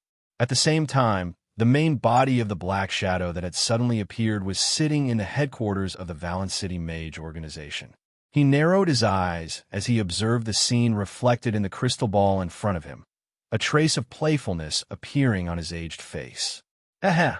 What an impatient kitten. I had thought that you would have some patience after so many years, but now it seems that you're no different from when you were in your teens. Go, unite a few of the weaker legs. Only then will you be able to shake Sea Wolf Kent's position. You have to know that the one who can threaten my position the most right now isn't you trash, but Kent, who first came into contact with the web weaver. I don't know what kind of dog's hit luck this guy has to encounter such a good thing. If I don't ruthlessly strike a blow at his momentum, how much benefits will I, the strongest leg, get when the plan succeeds?" Just as he finished speaking, a hurried knock sounded from outside the door, followed by a low voice. "Master Uhtred Alicorn, the test subjects you requested have arrived. May I ask if they can be sent in now?" The black shadow known as Uhtred Alicorn waved his hand, and the scene in the crystal ball immediately disappeared.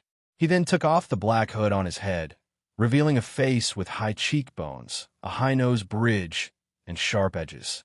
He looked to be around 50 years old, giving off a harsh and cold feeling, especially his two sharp eagle eyes. If a timid person were to be stared at by them, they would probably wet their pants in fright. He didn't get up, but instead directly ordered, "Send them in. I just happen to need them for some research. Then I'll have to disturb you." The person outside the door said courteously and gently pushed open the door. He brought in 4 young men and women who were completely naked and bowed respectfully. "Master, according to your request, there are 2 males and 2 females, all between 16 and 20 years old. I've already personally inspected them. There are no diseases, parasites, or hidden injuries in their bodies. They're all virgins." "Oh, looks like you're quite efficient. You've gathered the things I requested in a short 2 days." Uhtred responded casually, while sizing up the 2 pairs of young men and women as if they were goods. Especially when his gaze swept over the 2 young and beautiful girls, there wasn't a trace of lust in his eyes. They were as cold as a block of ice, as if he'd completely abandoned his physical needs, leaving only an unparalleled fanaticism for magic. The young servant shook his head with a modest smile. "No, you're too kind. As one of the only true mages in this building, I'll do my best to satisfy any request you have. Moreover, it's only 2 pairs of young men and women. If it weren't for the fact that there are so few virgins in Valence City, I would have sent them over yesterday." As a city full of crime and chaos, the most common crimes in Valence City were theft, robbery, and rape. Normally speaking, young women without the protection of a powerful faction would find it difficult to protect their chastity until they were 14. At the age of 10 to 12, they would experience the incomparably painful first time in their lives in some dark alleyway. Many were even raped to death. Of course, those who barely managed to survive didn't end up any better. They were either forced into the sex trade, toyed with by filthy pirates every day, or turned into the slaves of some gang. A smuggler once said that the most sought-after goods in Valence City were always young and beautiful virgins and sharp weapons. No matter how many of the former there were, it couldn't satisfy the boundless desires of the pirates, while the latter was a necessary tool for them to plunder wealth. You're tuning in to the Warrior Lore YouTube channel. Don't forget to subscribe and join us on this journey to catch the most captivating stories.